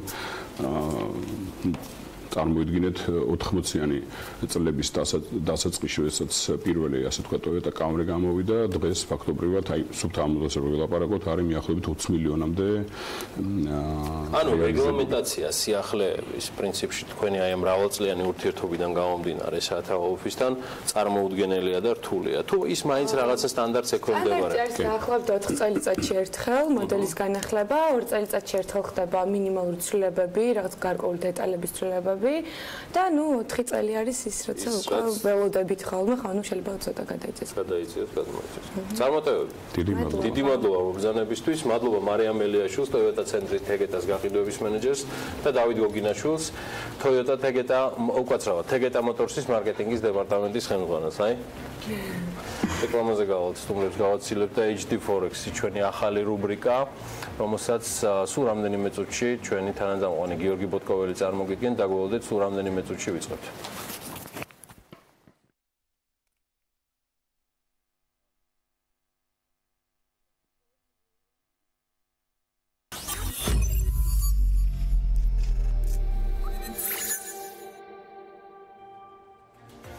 ძალიან ბარაქიანი იქნება ჩვენი ახალი ძველი რუბრიკა. დავით ბოტკოველი რო გიორგი შეამერევა, დრეიდან საქმიანი დილაში სწორედ მისი ანალიტიკა ბრუნდება და Forex-ის ბაზრიდან სიახლეებს ყოველ ორშაბათს ის შემოგთავაზებს. ამ პერიოდში დროსაც საბოლოოდ მოვიგებთ, მაგრამ დაახლოებით ზუსტად 10 საათისთვის უკვე გვექნება სიახლეები, აი, არ ვიცი, უზარმაზარი ვირტუალური ეკონომიკური სივრციდან, რომელშიც ყველაზე პოპულარული მსოფლიო ვალუტების მოძრაობის ამბებს და გავლენებს ამ შემთხვევაში გაგვაცნობს ძველი და საუკეთესო ტრადიციებით დავით ბოტკოველი, რომელიც ჩვენს პარტნიორ HD Forex წარმოადგენს. დავით, გიორგი, გვიხარია რომ ხართ ჩვენთან ერთად. არც გასული კვირა იყო გვდება შაბათკვირიანად 7 მსოფლიო ეკონომიკისთვის. არც ამ კვირის პროგნოზებია და ამაზე მინდა განსაკუთრებით დასაწყისისთვის რაც გამოარჩევდი. საქართველოში ყოველ შემთხვევაში უმთავრესი თემა სირიამდე მაინც რუსეთი იყო. და ამას ბევრი მიზეზი აქვს. არა მხოლოდ სავაჭრო ურთიერთობიდან და მეზობლობიდან გამომდინარე. გისმენთ ყურადღება. რა თქმა უნდა, პირველ რიგში მინდა ვთქვა, რომ ყველაზე დიდი ძვრა, როგორც ესეთი სავალუტო ბაზარზე მოხდა უშუალოდ რუსულ რუბლზე, გამოწვეულია თავისთავად სირიაში მიმდინარე მოვლენებით და პლუს ამას, რა თქმა უნდა, ტრამპის მიერ დადებული სანქციებით, როგორც მოგეხსენებათ, 7 პირის კომპანიას დაედო ეს სანქცია და ამან გამოიწვია გარკვეული დისკომფორტი უცხოელებში, ესე ვთქვათ, გამოიტანეს ძალიან დიდი მასით თანხა, გამოვიდნენ, ესე ვთქვათ, უცხოელი ინვესტორები ამ კომპანიებიდან და შესაბამისი რეაქციაც მოხდა, ანუ მთლიანობაში რუსულ რუბლზე არის სურათი ისეთი, რომ თუ ივლისიდან ფაქტიურად 3 თვის მანძილზე, 4 თვის მანძილზე ბაზარი იმყოფებოდა ერთგვარ ფლეტურ მოძრაობაში, წყნარადში და დიაპაზონში 55-60 ნიშნულებს შორის. აი ამ ინფორმაციების ფონზე სირიაში განვითარებულ მოვლენებზე პლუს ამას, რა თქმა უნდა, გაირღვა ეს დიაპაზონი და 3 დღეში ფაქტიურად რეკორდულად დაეცა რუბლი 65 ნიშნულამდე მიაღწია. ნუ დღეის მდგომარეობით ცოტა დარეგულირდა ეს სურათი, მაგრამ არ არის გამორიცხული, რომ თუ ეს ფონი შენარჩუნდა, იგივე სირიასთან დაკავშირებით, იგივე სანქციებიც თუ გაგრძელდა, თქვათ ევროპის და ამერიკის მხრიდან რუსეთთან მიმართებაში, თავისთავად ისევ დაეცემა რუსული რუბლი და ისევ წავა, ესე ვთქვათ, დასუსტების პროცესი. დათო, ანალიტიკოსებისთვის ცნობილია და დარწმუნებული ვარ, HD Forex-ის ბევრჯერ შეეხო თავის ანალიტიკაში თემას, რომ ყირიმის ანექსიის შემდეგ ესეთი სავალუტო მოდი ამ ეტაპზე ვიტყვი კოლაფსი რუსეთის რუბლთან დაკავშირებით არ ყოფილა. თუმცა ანალიტიკოსები Bloomberg-ზე და ბევრ სხვადასხვა საერთაშორისო სააგენტოებზე აღნიშნავენ, რომ ტრამპის ბოლო სანქციების უნიკალურობა, თუ ესე შეიძლება ითქვას, მდგომარეობდა სწორედ იმაში, რომ ეს იყო პირდაპირ გზავნილი და აკრძალვა უკვე უცხოელი ინვესტორებისთვის, რამაც განსაკუთრებული დატყვა მიაყენა, მათ შორის ყველაზე მდიდრებს. მიღმა სკრიპალის თემისა და მიღმა ბრიტანული კვალისა, რამდენად იყო გამსაზღვრელი აი ამ პრობლემებში სირიის თემა და სირიას დაბომბვის ნაწილზეც მინდა კითხო მოსაზრებები და ანალიტიკა თქვენი. კი ბატონო, ანუ პირველ რიგში, რა თქმა უნდა, ეხა სირიასთან როგორი ურთიერთობა აქვს რუსეთს, კარგად მოგვეხსენება. რაც განვითარდა ბოლოს სირიაში უშუალოდ მოვლენები, ძალიან ესე ვთქვათ, ძალიან ცუდი იყო, ხო, ყველაფერს თავი დავარქვათ და შესაბამისად აი ამ პლუს აი დაამატა ეს ყველაფერი და ტრამპმა ფაქტიურად მიიღო გადაწყვეტილება იმისა, რომ მთლიანობაში შეეცვალა თავისი ამოეტრიალებინა პლუს ამას პოლიტიკა და პირდაპირ წასულიყო დაერტყა ამ ეკონომიკისთვის. ანუ ეს სანქციების დადება დიდი რუსული კომპანიებისთვის არის პირდაპირ დარტყმა, ხო? ეს ერთი. პლუს ამას იგეგმება კიდე თვითონ განცხადებით, უკვე იგეგმება შექმნილია უკვე ეს ერთგვარი სია იმისა, რომ ვის აუგრძალავენ, ესე ვთქვათ, აი ეს ევროპაში აი ამ კვირაში ველოდებით კი ბატონო ახალ სანქციებს და ვნახოთ აი როგორი იქნება ეს მოვლენები მთლიანად. ძალიან საინტერესოდ ვითარდება ერთი კუთხით. ნეგატიური არის ეს მოვლენები მოდი აქედანაც დავიწყოთ, მაგრამ საინტერესოდ ვითარდება და ვნახოთ რას გამოიწვევს საერთოდ მსოფლიოში ეს ყველაფერი. გუშინ ღამით გავრცელდა კიდევ ერთი ინფორმაცია, რომ ტერეზა მეიმ პრინციპში მიუხედავად იმისა, რომ მამაშვილის სკრიპალების ჯანმრთელობის მდგომარეობა გაუმჯობესების გზაზეა, განსაკუთრებით ქალიშვილი, რომელიც უკვე გამოწერეს კიდეც საავადმყოფოდან, მაგრამ მთავარი მანდ მოქმედი პირი მამა არის მაინც. დავით, რითი იმუქრება ტერეზა მეი? ჩვენ ორთავები ვიცით, რომ დიდი ბრიტანეთი ძალიან დიდ თანხებზე არის მზად თქვას ვარი, მაშინ როცა ძალიან ბევრ რუს ოლიგარქს, რომელიც მშვიდად და კომფორტში ცხოვრობს, საკმაოდ ძვირიან ლონდონში, მაინც უქმნის გარკვეულ დისკომფორტს კი არა და პირდაპირ პრობლემებს, სანქცირებულ პრობლემებს. კი ბატონო. ეხლა რითი იმუქრება იგივე სანქციებს, მოდი აქედან დავიწყოთ. ეს ერთი მომენტი არის. მეორე, დიდ ბრიტანეთს მე არ ვფიქრობ, რომ ძალიან დიდ დისკომფორტს შეუქმნის, თუნდაც რუსი ოლიგარქების გასვლა. დიდი ბრიტანეთიდან მოგეხსენებათ იგივე ბრექსიტის მოვლენები, ხო? ყველას ეგონა, რომ აი ბრექსიტის შემდეგ უფრო რთულად წავიდოდა დიდ ბრიტანეთში ეს მოვლენები და ასე შემდეგ. მაგრამ ნუ ესე არ განვითარდა ინგლისი მაინც ინგლისია მოდი ვთქვათ და ძალიან მშვენივრადაც მოერგო ახალ ეკონომიკურ წყობას. იგივე ამერიკის შეერთებულ შტატებთან ააწყო თავისი ურთიერთობა კვლავ, ანუ ახლიდან ფაქტიურად, როგორც მოგეხსენებათ, დონალდ ტრამპის დანერჩნის პირველივე მილოცვა იყო ტერეზა მეის და ჩასულაც კიდე შეერთებულ შტატებში და პირდაპირ იყო ეს გამოწვეული იმით, რომ ახალი ეკონომიკური წყობა უნდათ, ესე ვთქვათ, შეემუშავებინათ, რაც ძალიან თავისუფლად შეიმუშავს. და შესაბამისად ეხა თუ ოლიგარქები გავლენ არ ამგონია რომ ესე ვთქვათ დიდ ბრიტანეთის ეკონომიკას დიდად განსაზღვრავს ეხა რუსული ოლიგარქების ფული, მაგრამ ნუ რეალობაში რაღაც გარკვეულ ძროებს გამოიწვევს, მაგრამ იმდენად უნიშნელოს რომ არ ამგონია რომ რაღაც. ახლო აღმოსავლეთში განვითარებულმა მოვლენებმა ჩვენ ყოველ შემთხვევაში ბიზნესის და მედიის წარმომადგენლებს არ უნდა დაგვიკარგოს აქცენტირება მთავარზე. გასული კვირა უმნიშვნელოვანესი იყო ფედის ხდომიდან გამომდინარე, არც მარიო დრაგი დარჩა ჩვენს წინაშე ვალში, კვლავ მას ჰქონდა მნიშვნელოვანი გამოსვლა. რას გაუკეთებდი აქცენტირებას პირადად როგორც ანალიტიკოსი ამ ორი მნიშვნელოვანი ერთი გამოსვლიდან და მეორე ხდომიდან გამომდინარე. პირველ რიგში ფედერალური რეზერვებმა ნუ თავის დროზეც როგორც განაცხადეს, ისევ გეგმავენ თავის თავად, რომ საპროცენტო განაკვეთი, ანუ საბაზისო პროცენტი მოუმატონ ორჯერ, იმიტომ რომ რეალობაში თუ გადავხედავთ შეერთებული შტატების სტატისტიკას არ გამოიყურება ცუდად, პირიქით ნეტავ ჩვენ კონდეს ესეთი სტატისტიკა. ეს ერთი მომენტი. მეორე მომენტი ისიც, რომ ეკონომიკური ტემპი, როგორც ესეთი, არ ვარდება შეერთებულ შტატებში, მიუხედავად აი დაძაბული ფონისა, მიუხედავად სამხედრო ესეთი მოქმედებებისა და ინდექსების ვოლატილობისა, ის მაინც ინარჩუნებს სტაბილურ ნიშნულებს. შესაბამისად, არ არის გამორიცხული, რომ ახლო მომავალშიც იგივე მივიღოთ, ანუ ჩვეულებრივად გაზარდოს, ან დადებითი განწყობა გაგრძელდეს, გაზარდოს ფედერალურმა რეზერვმა საბაზისო პროცენტი და ჩვეულებრივად ანუ დოლარი გამყარდეს პირდაპირ გაგებით. ამ კუთხით თუ განვიხილავთ, ხო, დოლარი რა თქმა უნდა გამყარდება.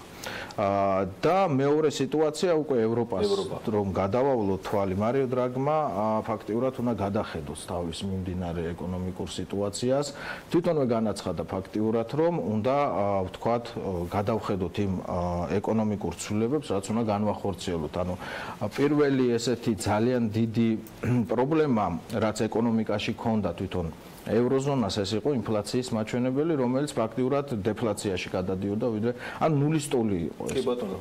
და ნელ-ნელა დააგრეგულირეს და ეს ძალიან გამყარდა ახლა ფაქტიურად ბოლო 1 წლის განმავლობაში ევრო-დოლართან მიმართებაში და ინფლაციაც შენელდა.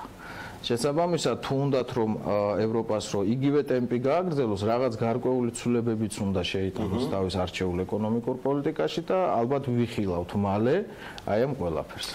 დავით, დაიძრა თუ არა ამ ყველაფრის ფონზე და ხო არ თვლი რომ გადაიწია ძალიან საინტერესო კრიპტოვალუტების ბაზარმა და მესთან დაკავშირებულმა ანალიტიკამ მეორე ან თუ გნებავს უფრო უკანა პლანზე განსახილველი თვალსაზრისიდან გამომდინარე, იმიტომ რომ ფაქტით ეს რომ თავად კრიპტოსავალუტო ბაზარზე არ იყო თქო კარგი პერიოდი, ბოლო თითქმის თვეზე მეტი განსაკუთრებით ახლა თუ გავიხსენებთ ან აი ბოლო 10 დღეს ორ კვირას მე ვიტყოდი ორმა ისეთმა პიროვნებამ და დიდარმა ადამიანმა განაცხადა. რამაც გამოიწვია რეალურად ის, რომ აი მაგალითად ბიტკოინისათვის ფსიქოლოგიური ზღვარი დაძლეულია, როცა $7,000-ზე ზევით ავიდა, როცა სულ ქვევით მიდიოდა, მაგრამ რეალურად ანუ ტენდენცია იმის, რომ კრიპტოვალუტები, რომელიც მუდმივად მზარდი იყო, პოპულარობასაც იკრებდა, ერთმა პრობლემამ ინტერესი თავის მხრივ გააქრა. კარგი, მაშინ მოდი ესეთი კითხვა ესე იყოს დავითთან. და თუ რას ნიშნავს, როცა ჯორჯ სოროსი და როკფელერების ოჯახი აცხადებს ინტერესს კრიპტოვალუტის მიმართ. აი მიმიყვანა მაინც ამ კითხვამდე ანალოგად. კი ბატონო, მოდი ესე ვთქვათ, მარტო ეს ორი პიროვნება არ აცხადებს, ეხლა უკვე გავრცელდა ინფორმაცია, ბევრი ესეთი მილიარდერი აცხადებს. პირველ რიგში, რა თქმა უნდა, დავიძარით კრიპტოების ბაზარზე აღმავალ ტრენდში, მე ესე ვთვლი, ჯერჯერობით ჩანს ეს სურათი. ჯორჯ სოროს რაც შეეხება, მინდა ესე გამოვყო ცალკე, რადგანაც ჯერ კიდევ იანვარში იძახდა, რომ კრიპტოების ბაზარი ეს არის, რა თქმა უნდა, ჩვეულებრივი საფნის ბუშტი, რომელიც გასკდება და ასე შემდეგ. რატო დაინტერესდა, ჩემთვის უცნობია. ესე ძალიან მარტივად ნახავდა რა მსახიობს. სახიოს ნახავდა, რა თქმა უნდა. და შესაბამისად, ახლა ფსიქოლოგია, რომ აი ჯორჯ სოროსი მიემხრა იმ კრიპტოებს, ფსიქოლოგია, რომ თუნდაც როკფელერების ოჯახი დაინტერესდნენ, პირდაპირ აისახა კრიპტოვალუტების ბირჟაზე. მეორე საკითხი ისევ ცოტა უკან დავბრუნდები, რუსეთსაც უკავშირდება თავისთავად. ანუ არ არის განსაკუთრებული ესეთი რყევები ჯერჯერობით ამ ეტაპზე, მაგრამ ის ნაწილი თანხა, რომელიც გამოვიდა რუსეთიდან, რა თქმა უნდა, არის იმის აზრიც, მუსირებს იმის აზრს, გადაიყვანეს კრიპტოვალუტებში, ანუ პირდაპირ აისახა, აი მოძრაობაში, ხო?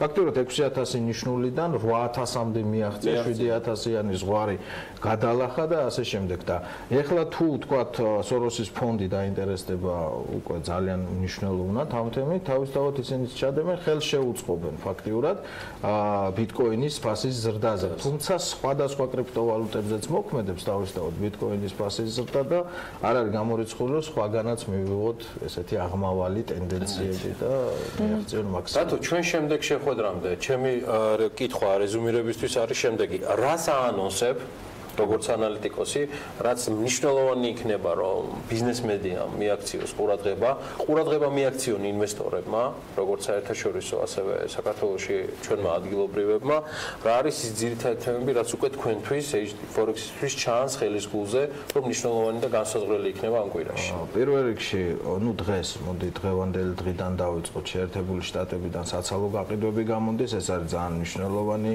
ესე ვთქვათ ინფორმაცია თვითონ დოლართან დაკავშირებით, ბოლო პერიოდში საცალო გაყიდვების მაჩვენებელი ცოტა ეცემოდა, თუმცა ეხლა ნავარაუდევია, რომ პირიქით მოიმატებს, ფაქტიურად 0.5%-ით იქნება ზრდა და მთლიანობაში 0.4%-ს შეადგენს, ესე ვთქვათ, მინუს ნიშნიდან გადმოვალთ უკვე პლუს ნიშნამდე. თუმცა ეს რყევები, რა თქმა უნდა, არ არის განსაკუთრებულად დიდი რყევები.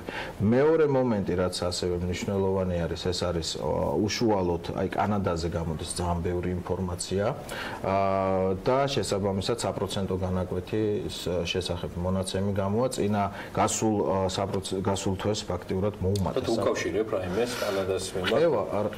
ყევები აუცილებლად ყევები, იმიტომ რომ კანადა პლუს ამას დაკავშირებულია ნავთობთანაც თავისთავად. განსაკუთრებით ნავთობის ბაზარზე იმის გათვალისწინებით, რაც სირიაში ხდება და კითხვაც ხო, მნიშვნელოვანი იყო ჩვენთვის. ერთადერთი ახლა ამ შემთხვევაში რუსეთის შემოკავებელი რაც იყო, მოდი პირდაპირ თქვა, იყო ნავთობის ფასი. კი, რა თქმა უნდა, თავისთავად. სხვა ამ შემთხვევაში რუბლის უფრო დრამატულ ჩამოშლას ვერც გააჩერებდა ვერავინ. ნავთობის ფასთან დაკავშირებითაც დავით, ოღონდ თუ გნებავ ჯერ და აზრი დაასრულე. აი კანადაზე ძალიან მნიშვნელოვანია ზუსტად ეს საპროცენტო განაკვეთის ცვლილება თუ მოხდება, არ არის დაანონსებული როგორც ესეც საპროცენტო განაკვეთის ცვლილება, თუმცა წინა პერიოდში, აი წინა თვეების განმავლობაში მოუმატეს ამ წელს უკვე მოუმატეს საპროცენტო განაკვეთი, რამაც ძალიან დიდი რყევა გამოიწვია უშუალოდ კანადურ დოლარზე და ეხლა რაც შეეხება სირია და ნავთობი თავისთავად ახლო აღმოსავლეთში არ აწყობთ არეულობა მარტივი მიზეზის გამო ეს არის პირველ რიგში რომ ნავთობი არ შეფერხდეს ესე ვთქვათ მოწოდება და ეს პრობლემა ნელ-ნელა დგება მოდი ესე ვთქვათ სამწუხაროდ ჩვენ და სამწუხაროდ პირველ რიგში რა თქმა უნდა ჩვენ არა ვართ ექსპორტიორები იმპორტიორები ვართ ნავთობის და მეორე საკითხი არის უშუალოდ გაერთიანებული სამეფოსა და ეს არაბეთისა და საემიროებისა და უშუალოდ ირანს შორის ესე ცოტა პატარა დიპლომატიური კონფლიქტი, რომელმაც შეიძლება, რა თქმა უნდა, შეაფერხოს ნავთობის ფასების მიწოდება. თუ გამოსწორდა, იმედი გვაქვს, რომ გამოსწორდება ეს მდგომარეობა, უკვე ნავთობის ფასი დაიწყებს რეგულირებას, ანუ შეიძლება, რომ დაღმავალისულაც კი ვიხილოთ ნავთობის ფასს. თუმცა აი ამ ფონზე, ამ ეტაპისთვის სამწუხაროდ ვფიქრობთ, რომ ისევ მოიმატებს ნავთობის ფასი. დასავლეთით. დავით მოტკოველი HD Forex-ი. მე მართლა ძალიან მოხარული ვარ, რომ დათოს კიდევ ერთი ამპლუით ამ შემთხვევაში საქმიანი დილის თანაწამყვანი სტატუსით მექნება პატივი მუდმივად და გარკვეული პერიოდულობით გულისხმობ ბორშაბათობით წარვადგინოთ და აქ მოვიწვიოთ სხვადასხვა ექსპერტები და დათოსთან ერთად გავესაუბროთ და დავაანონსოთ კვირა ისე რომ მუდმივად საქმის კურსში ვიყოთ მიმდინარე მოვლენებისა მათ შორის საერთაშორისო ასპარეზზე რაშიც HD Forex-ი დაგვეხმარება. დავით დიდი მადლობა. დიდი მადლობა და ძალიან ვხარობ და პატივია თქვენთან პარტნიორობა. ჩვენ ახლა გავალთ ხანმოკლე რეკლამაზე და ელენე ჩომახიძის ძალიან ისეთი პროფესიული რუბრიკა გველის სამართალთან იურისპრუდენციასთან დაკავშირებით ეთერში საქმიანი დილაში ელენე გიგაბათლიძეს გაესაუბრება კომპანია ბილსის ერთ-ერთ მმართველ პარტნიორს ასე რომ დაგველოდეთ სულ რამდენიმე წუთში კვლავ ეთერში ვართ. ამინდის პროგნოზის სპონსორია SEU დეველოპმენტი.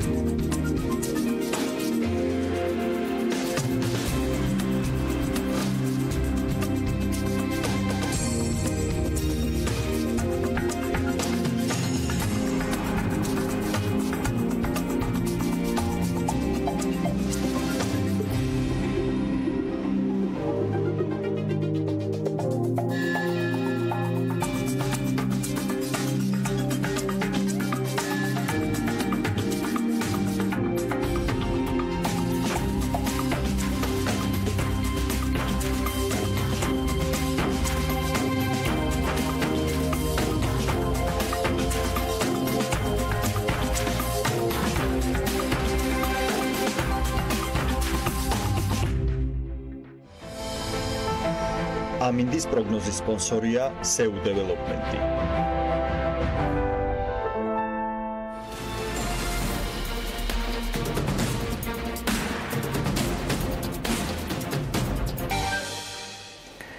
საქმიანი დილა ეთერშია, ვაგრძელებთ თქვენთვის მუშაობთ და საინტერესო ამბების გაზიარებას, მაგრამ ისე მოვახერხეთ და ძირითადად უფრო ფრანგული ჩაის პალეტის დამსახურებით, რომ დათო ჯალაღონია შემოვიტყუეთ სტუდიაში და დღეს 3 საათიანი საქმის კურსის ეთერის ანონსს და სტუმრებს, თავარ თემებს, რომელიც ბექა ბაციკაძესთან ერთად ნაწარმოგვიდგეს, გაგვიზიარებს, რაც დილა მშვიდობისა. მაინც დილა მშვიდობისა, მხოლოდ ჩაის ნუ დავაბრალებ, თამას რომ ამოვედი. დაძნებულა რომ ფინანსთა სამინისტროში დღეს დაგეგმილი შეხვედრა არის ერთ-ერთი თემა. ერთ-ერთი მთავარი თემა დიახ და თელარა გელანტია ჩვენი ჟურნალისტი დაესწრება ამ ღონისძიებას. ცხადი ალბათ არ იქნება ეს ღია, პირდაპირ ჟურნალისტებისთვის არ ვიცი შეიძლება. ჩაი არა ჩვეულებრივია შაქარი აკლია. და გითხარი რომ შაქარიც უნდა წამოგვიყვება.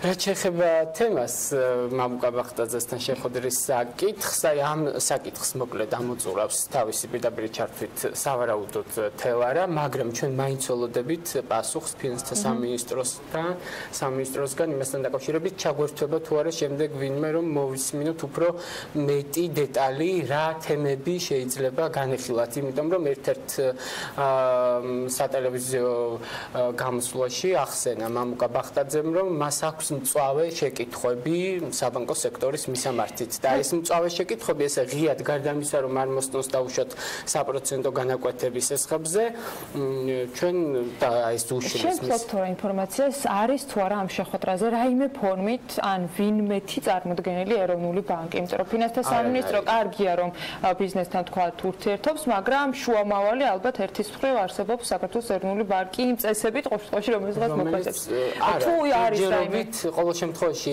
ინფორმაციაში რაც გავრცელდა მსგავსი რამ რომ შესაძლოა ყოველ შემთხვევაში არც მიმართვა არ ყოფილა თავად მამუკა ბახტაძის მხრიდან რომ შესაძლოა ეროვნული ბანკიც ყოფილიყო ამ შეხვედრაზე მან გაუგზავნა ასე ვთქვათ თავისი მოსაწვევი ირიბად რომ ვთქვათ მხოლოდ კომერციულ ბანკებს და შესაბამისად ალბათ კომერციული ბანკები იქნებიან მხოლოდ წარმოდგენილი. ძალიან საინტერესო იქნება ეროვნული ბანკისგან თუ ვინმე გამოგვეხმაურება და გვექნება შესაძლებლობა რომ მათი კომენტარიც მოვისმინოთ. BMG-ის გუნდი ყოველ შემთხვევაში მთელი ამ დროის განმავლობაში დაინტერესებული არის რომ რაიმე ფორმით მოვისმინოთ შეფასება მათ შორის იმ განცხადებისა, რომელიც ფინანსთა მინისტრმა რამდენიმე დღეს წინ გააკეთა, ბევრნაირი ფორმით იყო განმარტება, შემდეგ მაგრამ დღეს ფაქტია რომ ხდება ბიზნეს სექტორს, ვისთანაც აპირებს იგივე იმ რეფორმების საწყის კაპიტალთან დაკავშირებით მათ შორის საუბარს. კიდევ რა იქნება საქმის კურსის დაწესებულო რომ ამაზე არ ჩერდებით. არ ჩერდებით, ცხადია ამაზე. ასევე რადგან საბანკო სექტორზე ვსაუბრობთ, სალომე მეცხვარიშვილი მოგვაწოდეს ინფორმაციას ბოლო სტატისტიკას რა ხდება რეგიონის ქვეყნებში და ასევე მსოფლიოს მასშტაბით საპროცენტო განაკვეთებთან დაკავშირებით ცესხებზე, სად არის მაღალი, სად დაბალი, სად ისეთი დონის დაახლოებით როგორც საქართველოში მოქმედებს და ასე შემდეგ რომ საერთოდ გავიგოთ სურათი რა ასე ვთქვათ არგუმენტირებულია ის განცხადებები მათ შორის რომელიც სოციალურ ქსელში აქტიურობს. მე ამ დროს მახსენდება ბესონამ ჩავაძისვეტი იყო 2016 წლის მიწურულს Forbes-ში, სადაც არჩეულობით იყო გაშლილი და სალომე დღეს განაახლებს ამ მონაცემებს, თუმცა დაარწმუნებულა რომ სტატისტიკა ფაქტობრივად არ იცვლება, რა მოკლედ რამდენად შეესაბამება სიმართლე იმას, რომ ჩვენთან არის ყველაზე მაღალი საპროცენტო განაკვეთი ბანკებში. თუმცა რეგიონის ქვეყნებში თუ გადავხედოთ, ახლა შეგვიძლია პასუხი გავცეთ კითხვას, რომ ეს ასე არ არის, მაგრამ ეს არ იქნება მხოლოდ რეგიონის ქვეყნებთან შედარებით. ბექა ბაციკაძესთან ერთად კიდევ რას ვუყურებთ? ბექა ბაციკაძესთან ერთად კიდევ ჩვენ ვისაუბრებთ მაღალმთიან რეგიონებში დაწესებულ შეღავათებთან დაკავშირებით, კერძოდ ეს ეხება საქართველოს ახალგაზრდა იურისტთა ასოციაციის არჩევს. როგორც აღმოჩნდა, საქართველოს ახალგაზრდა იურისტთა ასოციაცია იცავს ერთ-ერთი მოქალაქის ინტერესებს, რომელიც არის ნინოწმინდის მუნიციპალიტეტის მაცხოვრებელი. ნინოწმინდა თავად ეს მუნიციპალიტეტი არის შესული იმ რეგიონების ჩამონათვალში, რომელიც განეკუთვნება მაღალმთიანი რეგიონების სტატუსს და ეკუთვნის ყველა შეღავათი, თუმცა საქმე რაშია? ცხოვრობს იგი მუნიციპალიტეტის ერთ სოფელში და ნაკვეთები აქვს მუნიციპალიტეტის სხვა სოფელში. მართალია იქაც ვრცელდება საგადასახადო შეღავათების სისტემა, მაგრამ ეს რომელიც სხვა სოფელში ცხოვრობს, ეს ეს ადამიანი ვერ სარგებლობს ამით, რადგან საგადასახადო კოდექსში ჩანაწერი უშლის ხელს, ასე ვთქვათ და ამ ჩანაწერი როდესაც მიუხედავად რომ სტატუსი ორივე სოფელს ერთი და იგივეა, აუცილებლად იმავე სოფელში ფლობდე მიწას, სადაც ცხოვრობდე და ფლობდე მიწას, სადაც ასე ვთქვათ, გაქვს სახლკარე ადგილი. საინტერესო და ამის გასაჩივრება, როგორც ვიცი, უკვე წარადგინა საკონსტიტუციო სარჩელი იურისტთა ასოციაციამ, რადგან დისკრიმინაციული მიდგომის ნიშნით არის ეს სარჩელი შედგენილი და ვნახოთ აი არგუმენტებს მოვისმენთ. ჩვენ ცალკე ცხადია შევთავაზებთ ინფრასტრუქტურის სამინისტროს ამ თემაზე ჩვენთან საუბარს და აი ველოდებით მათგანაც პასუხს. ძალიან საინტერესო იქნება და მნიშვნელოვანი უწყების კონკრეტული განმარტებები, კონკრეტულ ერთ შემთხვევასთან დაკავშირებით, იმიტომ რომ ასეთი შემთხვევები განსაზღვრავს ჯამში თავად პროექტის სიცოცხლის უნარიანობას და ეფექტიანობას. მოდით ნახოთ დღევანდელი საქმის კურსის 15 საათიანი გამოშვების ანონსი და შემდეგ უკვე ელენე ჩომახიძეს და მის სტუმარს წარგიდგენთ.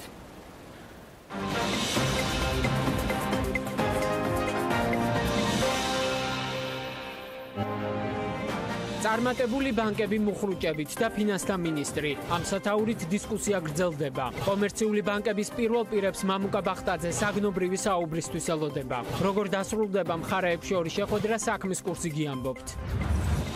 არის თუ არა საქართველოში სესხებზე მაღალი საპროცენტო განაკვეთები. რა მონაცემებია მეზობელ ქვეყნებში და მსოფლიოში. ბოლო სტატისტიკური მონაცემებით სალომე მეცხვარიშვილის საქმის კურსისთვის. ვინ ვერ სარგებლობს მაღალმთიან რეგიონებში დაწესებული საგადასახადო შეღავათებით. საქართველოს ახალგაზრდა იურისტთა ასოციაცია დისკრიმინაციულ მიდგომებზე საუბრობს და საკონსტიტუციო სასამართლოს სარჩელით მიმართავს. თემის დეტალები საქმის კურსში. დაელოდეთ მთავარ ბიზნეს და ეკონომიკურ სიახლეებს საქმის კურსისგან TV პირველზე.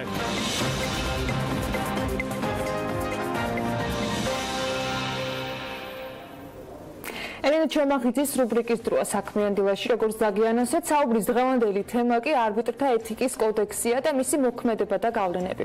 დებუება არბიტრთა დისციპლინური პასუხისმგებლობისა და დისციპლინური საქმის წარმოების შესახებ საქართველოს არბიტრთა ასოციაციის საერთო კრებამ 2017 წლის 16 დეკემბერს დაამტკიცა. დოკუმენტი განსაზღვრავს არბიტრთა ეთიკის კოდექსის დარღვევის შემთხვევაში პასუხისმგებლობის ზომებს და მათი გამოყენების პროცედურულ წესებს.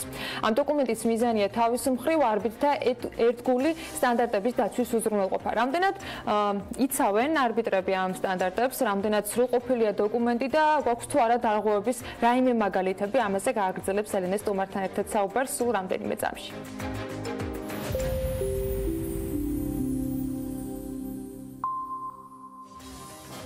მივესალმებით ჩვენს მაყურებელმა კარგად იცის, საქმიანი დილის მაყურებელმა უკვე ძალიან კარგად იცის ის, რომ ჩვენ საქმიანი დილა დავების გადაწყვეტის ალტერნატიული მექანიზმების განვითარებას და გარკვეულწილად ამ კონკრეტული ინსტიტუტების ფეხის მოკიდებას და მათ პოპულარიზაციას ჩვენის მხრივ ვცდილობთ, რომ ხელი შევუწყოთ და დღესაც ორშაბათია ტრადიციულად იურიდიული რუბრიკის დროა და ტრადიციულად BLC-ის პარტნიორი გიგა ბათლიძეა ჩვენთან ერთად საკმაოდ საინტერესო თემაზე სასაუბროთ, ვისაუბრებთ არბიტრაჟზე, არბიტრთა ასოციაციაზე, მათ საქმიანობაზე, დისციპლინურ წესებზე, გადაცდომებზე გარკვეულწილად, საკანონმდებლო ცვლილებებზე და ინიციატივებზე და ასე შემდეგ. გიგა, დიდი მადლობა იმისთვის, რომ ხართ ჩვენთან ერთად და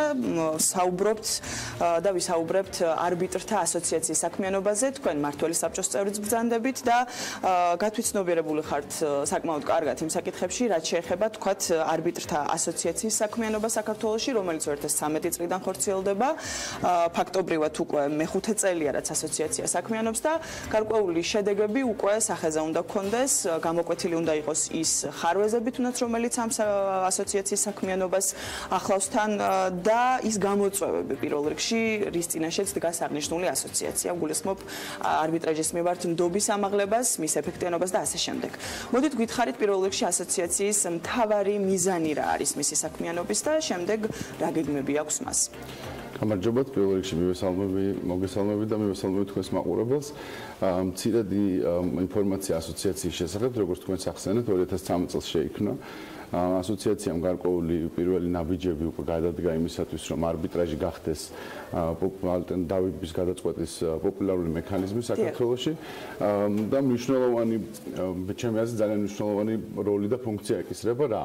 ჩვენ ვიცით რომ არბიტრების და არბიტრთა საქმიანობა დამოუკიდებლობით უნდა იყოს გამოხატული და ისინი დამოუკიდებლად უნდა საქმიანობდნენ. შესაბამისად ძალიან მნიშვნელოვანია რომ არბიტრთა დამოუკიდებლობას თან ახლდეს ასე ვთქვათ თვითრეგულირების მექანიზმები. და ამ თვითრეგულირების მექანიზმების ძალიან მნიშვნელოვანი წილი და მნიშვნელოვანი პასუხისმგებლობა მისი ამოქმედების ეკისრება არბიტრთა ასოციაციას და ალბათ ერთ-ერთი უნიშნულოვანესი ამოცანა, რომელიც პირდაპირ კავშირშია ასოციაციის სხვა ამოცანასთან, ესეთ უფრო განყენებულ და ზოგად ამოცანასთან, რომელიც ეხება არბიტრაჟის პოპულარიზაციას ზოგადად. თქვენ ალბათ გეცოდინებათ, რომ ცოტა ხნის წინ გამოქვეყნა ერთ-ერთი კვლევა არბიტრაჟ ცენტრების და არბიტრაჟის საქმიანობის შესახებ საქართველოში და ძალიან უცნაური სტატისტიკა დაფიქსირდა, რომ ყველაზე დაბალი ნდობით არბიტრაჟი სარგებლობს ადვოკატებში, იურისტებში, ძალიან მცირე რაოდენობა ადვოკატების მიუთითა, რომ არბიტრაჟი მათთვის საინტერესო დავის გადაწყვეტის მექანიზმი შეიძლება იყოს. ეს ძალიან პრობლემურია. ანუ ჩვენ სულ უბრუნდებით იმ საკითხს, რომ 2009 წლამდე გქონდა სხვა კანონი, რომელიც არსებით ხარვეზებს შეიცავდა და ეს კანონი ამ კანონმა ხელი შეუწყო, ასე ვთქვათ, ეგრეთ წოდებული ჯიბის არბიტრაჟების განვითარებას საქართველოში, რამაც ძალიან დააზარალა ზოგადად ეს ინსტიტუტი. და თქვენ კარგად მოგეხსენებათ, რომ ახლიდან რაღაცის გაკეთება ბევრად უფრო ადვილია, ვიდრე ერთხელ გაფუჭებულის გამოსწორება. შესაბამისად 2009 წლიდან მოყოლებული ამ ახალი კანონის პირობებში ბევრი რამ გაკეთდა, მაგრამ ჯერ კიდევ ბევრია გასაკეთებელი. ვინ უნდა ასრულებდეს ზედამხედველის ფუნქციას? ალბათ ეს საინტერესებს ჩვენს მაყურებელს, რადგან თქვენი საუბრად იქ გარკვეულწილად შელახულ რეპუტაციაზე, სხვადასხვა ფაქტორებიდან გამომდინარე, იქ არა ესე ვთქვათ პროფესიონალიზმზე, რომელზეც არის საუბარი ამ ემართულებით, თუნდაც იურისტთა კორპუსის მხრიდან და ასე შემდეგ. აი ვინ უნდა უწევდეს ზედამხედველობას იმას, რომ ასეთი ფაქტები არ დაფიქსირდეს? ანუ ჩვენ როგორც ვახსენეთ, არბიტრაჟის საქმიანობა უნდა იყოს თვითრეგულირებადი, ანუ თუ თვითრეგულირებადი არ იქნება, მოუწევს რომ სახელმწიფომ დაარეგულიროს და თუ სახელმწიფომ დაარეგულირა ეს უკვე სასამართლოს ან კვაზი სასამართლოსთან ძალიან დაახლოებულ ინსტიტუტს, რაც პრინციპში არც საუკეთესო პრაქტიკას შეესაბამება და მე ვფიქრობ, რომ არბიტრაჟის ინსტიტუტისთვისაც ძალიან კონტრაპროდუქტიულია. ვინ უნდა შეასრულოს ეს როლი? ეს როლი ჩვენ გვინდა რომ შეასრულოს არბიტრთა ასოციაციამ და სწორედ ეს ფუნქცია ეკისრება. როგორ უნდა შეასრულოს არბიტრთა ასოციაციამ ეს როლი? იმითი რომ შეიმუშავებს ეთიკის წესებს. ხა ეთიკის წესების ამოქმედება, რომელსაც ასოციაცია შეიმუშავებს, რა თქმა უნდა, მისი წევრებისთვის ან იმ საარბიტრაჟო ინსტიტუტებისთვის, ვინც აღიარებენ არბიტრთა ასოციაციის მიერ შემუშავებულ ეთიკის წესებს, ის ხდავსავალდებულო ხდება. ანუ გარკვეული მიერთება ამ წესებზე უნდა მოხდეს. საუკეთესო მექანიზმი იქნება თუ მიერთება მოხდება ასოციაციის წევრობით. ასოციაციის წევრობა თავის მხრივ გულისხმობს იმას, რომ ინტერესი უნდა გაჩნდეს ასოციაციის მიმართ ძალიან მაღალი და კვალიფიციური კადრების, კვალიფიციური წევრების, პოტენციური არბიტრების, მაგრამ არა მხოლოდ არბიტრების, ასევე ადვოკატების, იურისტების და ამ სფეროთი დაინტერესებული ხალხის შემოდინება უნდა მოხდეს ასოციაციაში. ამისათვის ასოციაცია არაერთ და ჩვენ გვაქვს 2017-18 წლის სამოქმედო გეგმა, რომელიც არაერთ, ასე ვთქვათ, ინიციატივას ითვალისწინებს, რომ თვითონ ასოციაციაც გახდეს პოპულარული და მიმზიდველი წევრებისთვის და ამავდროულად არბიტრაჟსაც გაუწევს პოპულარიზაცია.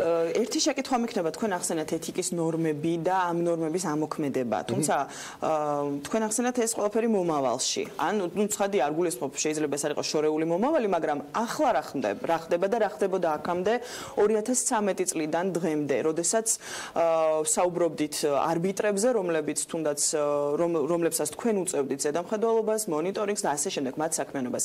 ექვემდებარებოდნენ თუ არა ისინი გარკვეულ წესებს და იმ ნორმებს, ნორმატიულობას. ანუ ეთიკის არბიტრთა ეთიკის კოდექსის სავალდებულოდ ქცევის ორი გზა არსებობს. ერთი რომ ის ვრცელდება წევრებზე. და ის ვრცელდება იმ არბიტრებზე, რომელიც დანიშნულები არიან საარბიტრაჟო ინსტიტუტების მიერ, რომელიც თავის მხრივ აღიარებენ წესებს სავალდებულოდ. თუმცა ჩვენ რაც გვაკლდა და ძალიან მნიშვნელოვანი საქმე გაკეთდა წინა წლის დასასრულს UNDP-ის ხელშეწყობით, რომ არბიტრთა ასოციაციამ შეიმუშავა ამ წესების ამოქმედების ზედამხედველობის მექანიზმი, ეს არის დისციპლინური პასუხისმგებლობის წესები, რომელიც როგორც ანონსში იქნა ხსენებული 2017 წლის დეკემბერში არბიტრთა ასოციაციის კრების მიერ იქნა დამტკიცებული. ეს უკვე ასე ვთქვათ მეტწილად სურათს კრავს, ჩვენ გვაქვს ეთიკის კოდექსი და ჩვენ გვაქვს წესები, როგორ მოვახდინოთ ასე ვთქვათ ეთიკის კოდექსის დარღვევების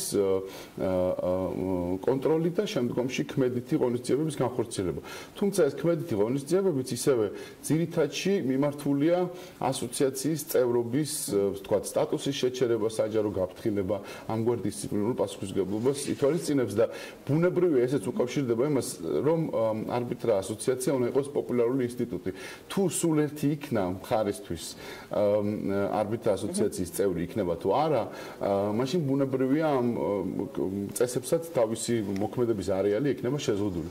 მაგრამ მე მგონია, ვინაიდან პრინციპში ყველა პროფესიულად გამოცდილი და კარგი პროფესიონალი ცდილობს ახლა ბოლო ხანებში საკმაოდ დიდი დაგვაქვს ტენდენცია არბიტრთა ასოციაციაში წევრების რაოდენობის, მე ვფიქრობ, რომ დროთა განმავლობაში არბიტრთა ასოციაცია შეძლებს იქცევს იმ ცენტრალურ ინსტიტუტად,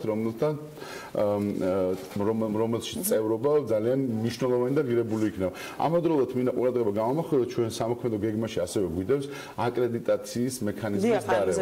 ძალიან მნიშვნელოვანია ეს, რომ პირობითად თქვა არბიტრთა ასოციაციის წევრობა არ იყოს ყველასათვის ხელმისაწვდომი, არამედ წევრობის განაცხადსაც გარკვეული ასე ვთქვათ მოკვლევა ჩატარდეს და მე შემდგომში აკრედიტაციას განხორციელდეს. თუმცა ჩვენ გვეყოლება აუცილებლად ასოცირებული წევრები, რომელიც ავტომატურად არბიტრები არ იქნებიან, მაგრამ ამავდროულად რაც შეეხება არბიტრებს, ძალიან დიდი სურვილია, რომ აკრედიტაციის წესები დაინერგოს, რომელიც ასე ვთქვათ აღიარებულად სავალდებულო იქნება, არა კანონმდებლობიდან გამომდინარე სავალდებულო, ასე ვთქვათ ამ არბიტრთა ასოციაციის ისევ რეპუტაციიდან გამომდინარე მნიშვნელოვანი იქნება, რომ აკრედიტაცია გაიაროს ამა თუ იმ არბიტრთან.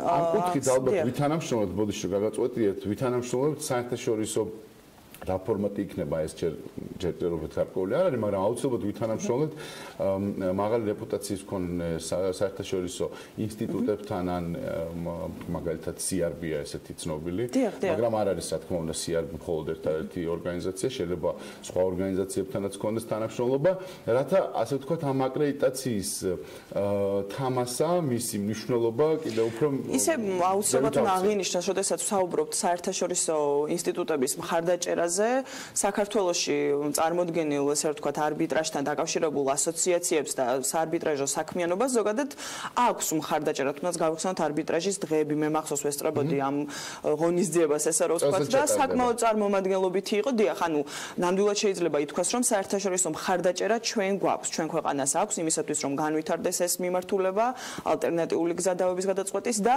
ალბათ ჩვენი მონდომებაღა დარჩა იმისათვის, რომ რაღაცა გარკვეულწილად შედეგებამდე, ეფექტიან შედეგებამდე მივიდეთ.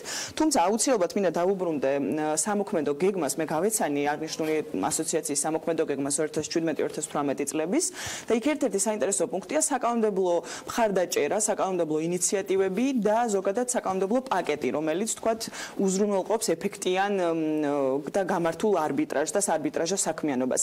რა შეგიძლიათ გითხრათ აი კანონმდებლობაზე, თვითონ იმ ფუძეზე, საიდანაც მომდინარეობს შემდეგ და რაზეც ეფუძნება აღნიშნული მიმართულება. რამდენად გამართულია ის საქართველოში?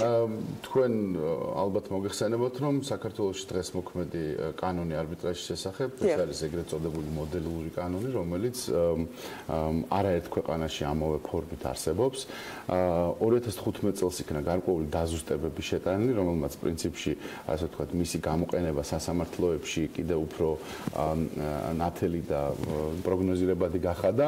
მე ვფიქრობ, რომ საკანონმდებლო სასწავლებლო თვალსაზრისით ჩვენი კანონი იმ ინტერპრეტაციების გათვალისწინებით, რაც შეიძლება თითოეულ მუხს ახდენს, პრინციპში თავის ფუნქციას სრულყოფილად ასრულებს. მე პირადად ჩემს სუბიექტურად გეტყვით, რომ ამ წუთას კანონის შეცვლის საჭიროებას მე ვერ ვხედავ. თუმცა ჩვენს ასოციაციაში შექმნილია უკვე სამუშაო ჯგუფი, ბატონი ვახტანგ ხმალაძე ყველასთვის კარგად ცნობილი და არბიტრაჟით უკვე ძალიან დიდი ხნის წინ დაინტერესებული პიროვნება უდგას სათავეში ამ სამუშაო ჯგუფს და იდეა არის შემდეგი, რომ თუ კი პრაქტიკაში გამოიკვეთება რაღაცა ნიუანსი, რომელიც მაგალითად სასამართლოების მიერ ან არბიტრაჟის მიერ არასწორი გზით, არასწორი სახით ინტერპრეტაციას დაადგენს ამა თუ იმ ნორმის, აი ამ ინტერპრეტაციის სათუობის აღმოფხვის მიზნით მოხდეს, ასე ვთქვათ, სიტყვების wording-ის დაზუსტება კანონის ტექსტში, რომ ასე ვთქვათ, თუ კანონის ტექსტი ინტერპრეტაციის საშუალებას იძლევს, სწორად მოხდეს ამის ინტერპრეტაცია. ეს უფრო ალბათ კოსმეტიკური სახის ცვლილებებს ეხება და არ უნდა მოვიაზროთ, რომ არბიტრაჟის კანონი არსებითად უნდა შეიცვალოს. კიდევ ერთხელ ვამბობ, ჩვენი მოდელური კანონი ორ მხრივ არის საინტერესო. ერთი რომ ეს ეფუძნება არსებულ გამოცდილებას, ძალიან დიდ გამოცდილებას, რომელიც ამ მოდელური კანონის გარშემო არსებობს. თუ ვწდები 80 ქვეყანაში თუ მეტ ქვეყანაში ამავე შინაარსით არის ზუსტად არბიტრაჟის კანონი მოქმედი და მეორე ძალიან საინტერესო რაღაცას ემსახურება. ვინაიდან მოდელური კანონია და უმეტესობა იურისდიქციებისთვის, ანუ როგორც გითხარით 80%-ისთვის ამავე შინაარსით არის ცნობილი არბიტრაჟის კანონი, ეს გარკვეულ პროგნოზირებადობას ძენს ჩვენ კანონმდებლობას საერთაშორისო პერსპექტივაში. ანუ იმ იურისდიქციებისთვის, ვისთვისაც საქართველოს არ არის ნაცნობი, ან იმ იურისტებისთვის, ისინი გარკვეულ მოულოდნელობებს აღარ ხედავენ, თუ იციან, რომ მოდელური კანონი მოქმედებს ჩვენთან, იმიტომ რომ ეს მოდელური კანონი თავის ინტერპრეტაციებით მეტწილად ეფუძნება ნიუ-იორკის კონვენციას, საერთაშორისო საუკეთესო პრაქტიკას და ასე ერთიანი ინტერპრეტაციის წესები. როდესაც საუბრობთ არბიტრაჟზე საქართველოში, ალბათ თქვენც ახლა როგორც ახსენეთ, ასე თუ ისე ყველაფერი გვაქვს იმისთვის, რომ ამ მიმართულებამ ფეხი მოიკიდოს, ალბათ ყველაზე მეტად აქ დროის ფაქტორია და ის, რომ თქვათ, რამდენად აქტიური იქნება ასოციაციაც და თქვენ როგორც თქვით, ასოციაციას საკმაოდ ესეთი საინტერესო გეგმები აქვს ამ მიმართულების განსავითარებლად და მისი პოპულარიზაციისთვის. დიდი მადლობა იმისთვის, რომ იყავით ჩვენთან ერთად, ვისაუბრეთ ამ ძალიან საინტერესო თემაზე და მე ყოველთვის გავიმეორებ და არ დამეზარება იმის გამეორება, რომ ჩვენი გადაცემა მაქსიმალურად ხელს შეუწყობს იმას, რომ მით უმეტეს ბიზნესისთვის და კერძო სექტორისთვის ასეთმა საინტერესო ინსტიტუტმა, როგორიც არის არბიტრაჟი, მაქსიმალურად მოიკიდოს საქართველოში ფეხი და იქნას მაქსიმალურად ნდობა პირველ რიგში გაზრდილი ამ მიმართულებისადმი. ძალიან დიდი მადლობა იმისთვის, რომ თქვენ ჩვენი მაყურებელი ჩაყენეთ საქმის კურსში, კონკრეტულად არბიტრთა ასოციაციის საქმიანობის შესახებ, აუცილებლად ჩვენ შემდეგ ეთერებშიც დაუწყოთ ყურადღებას. კიდევ შევძლებთ რომ დავუთმოთ ანუ საერთაშორისო პერსპექტივაზე. აუცილებლად ცხადია, ეს საინტერესოა, ამას ცალკე ეთერი დასჭირდება და ჩვენ აუცილებლად ვისაუბრებთ ამ თემაზე. დიდი მადლობა კიდევ ერთხელ სტუმრობისთვის. მე მაყურებელს შევახსენებ, რომ ჩვენი სტუმარი იყო ბილსის პარტნიორი და არბიტრთა ასოციაციის მმართველი საბჭოს წევრი გიგა ბათლიძე და ვსაუბრობდით არბიტრთა ასოციაციის საქმიანობის ირგვლივ.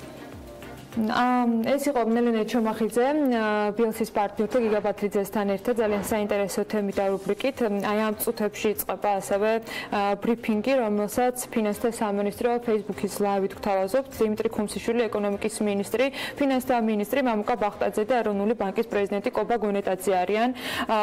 სამწუხაროდ არ მაქვს შესაძლებლობა რომ მოვისმინოთ რა თემაზე მიმდინარეობს ამ შემთხვევაში მედიისთვის ინფორმაციის მიწოდება. სულ რამდენიმე წამში გვექნება შესაძლებლობა რომ საქმიანი დილის მაყურებელს ასევე გაუზიაროთ ინფორმაცია იმის შესახებ, თუ რასთან დაკავშირებით ხდება ამ შემთხვევაში კონკრეტული კომენტარის შეთავაზება. შეგახსენებთ, დიმიტრი ქუმსიშვილი სულ რამდენიმე დღეა, რაც საქართველოში დაბრუნდა, უბრალოდ რამდენიმე საათის, რამდენიმე დღის განმავლობაში მართავდა შეხვედრებს და დღევანდელ ბიზნეს სიახლეებში ბევრი საინტერესო ინფორმაცია გაუზიარეთ მაყურებელს. ასევე დღეს ველოდებით მამუკა ბახტაძის შეხვედრას ბანკების ხელმძღვანელებთან და იმ ვისაუბრის შედეგს, რომელიც ამ შეხვედრის შემდეგ იქნება ასევე საქმის კურსის ეთერში ერთ-ერთი ცენტრალური საკითხი, როგორც თავად მამუკა ბახტაძე ანონსებს, მას აქვს ძალიან ბევრი კითხვა და ბევრი საინტერესო თემა, რომელთან დაკავშირებითაც გეგმავს, რომ დღეს ისაუბროს ფინანსთა სამინისტროშივე დაგეგმილ შეხვედრაზე.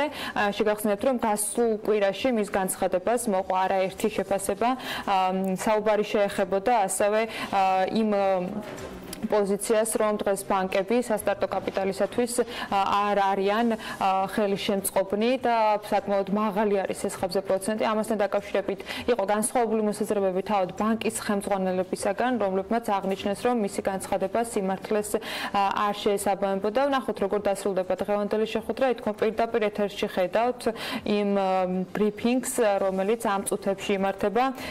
გვექნება შესაძლებლობა მოვისმინოთ ხმას. დიმიტრი ქუმსიშვილი რამდენიმე წუთიერაც მიმართავს ამ შემთხვევაში ამ დარბაზში მყოფ ადამიანებს. ზრდასთან ერთად იზრდება საგარეო შოკებისადმი მდგრადობა და მცირდება საგარეო მოწყვლადობა. აღნიშნული შეფასების გაკეთების შესაძლებლობას გვაძლევს მიმდინარე ანგარიშის ბალანსის პოზიტიური დინამიკა. 2017 წელს მიმდინარე ანგარიშის დეფიციტმა ბოლო წლების განმავლობაში ერთ-ერთ ყველაზე დაბალ ნიშნულს მიაღწია და ღირიანი შიდა პროდუქტის 2.7% შეადგინა. 2017 წელს საქართველოში განხორციელებული პირდაპირ უცხოური ინვესტიციების მოცულობა რეკორდულ მაჩვენებელს $1.861 მილიონ მიაღწია და წინა წელთან შედარებით 16.2%-ით გაიზარდა. კიდევ უფრო იზრდება ინვესტორთა ნდობა და პოზიტიური მოლოდინები ჩვენი ქვეყნის ბიზნეს გარემოს მიმართ, რაზეც რეინვესტირების შთამბეჭდავი ზრდა მიანიშნებს. 2017 წელს მნიშვნელოვნად 129.6%-ით გაიზარდა რეინვესტირების მოცულობა და $712 მილიონი შეადგინა.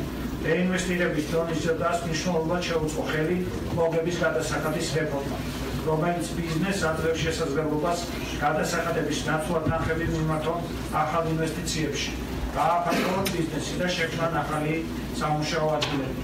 პოზიტიური დინამიკა სახეზეა. მიმდინარე წელსაც ფედერალში ფინანსური შეფასებებით ეკონომიკური აქტივობის ზრდის მაჩვენებელი 5.5%, ხოლო იანვარ-ფებრუარში 4.9%-ია. დადებითი ტენდენცია ეკონომიკის პრაქტიკულად ყველა მიმართულებით. მიმდინარე წლის პირველ სამთვეში 28%-ით გაიზარდა საქონლის ექსპორტი წინა წელთან შედარებით. ასევე 28%-ით არის გაზრდილი ტურიზმიდან მიღებული შემოსავლები წინა წლის შესაბამის პერიოდთან შედარებით. მნიშვნელოვანი ზრდა გვაქვს თულად გზავნილებთან მიმართებაში, სადაც მატება 20% შეადგენს. სტაბილური მაკროეკონომიკური გარემო შენარჩუნება, შოკებისადმი მდგრადობა და ხელსაყრელი ბიზნეს გარემო უზრუნველყოფს გახმა უნდა და უნდა აისახოს საკრედიტო რეიტინგებში. 2017 წლის სექტემბერში სარეიტინგო კომპანია Moody's-მა გაუმჯობესა საქართველოს სუვერენული საკრედიტო რეიტინგი BA3-დან BA2-მდე. გასულ თვეში სარეიტინგო კომპანიამ Fitch-მა გაუმჯობესა საქართველოს სუვერენული საკრედიტო რეიტინგის პერსპექტივა სტაბილურიდან პოზიტიურის მიმართულებით. რამდენიმე თვის წინ, როდესაც საერთაშორისო სავალუტო ფონდმა პროგრამის დაწყების შესახებ გააკეთა განცხადება, არაერთხელ აღინიშნა, რომ საქართველოს მთავრობის რეფორმების გეგმა იყო ამბიციური.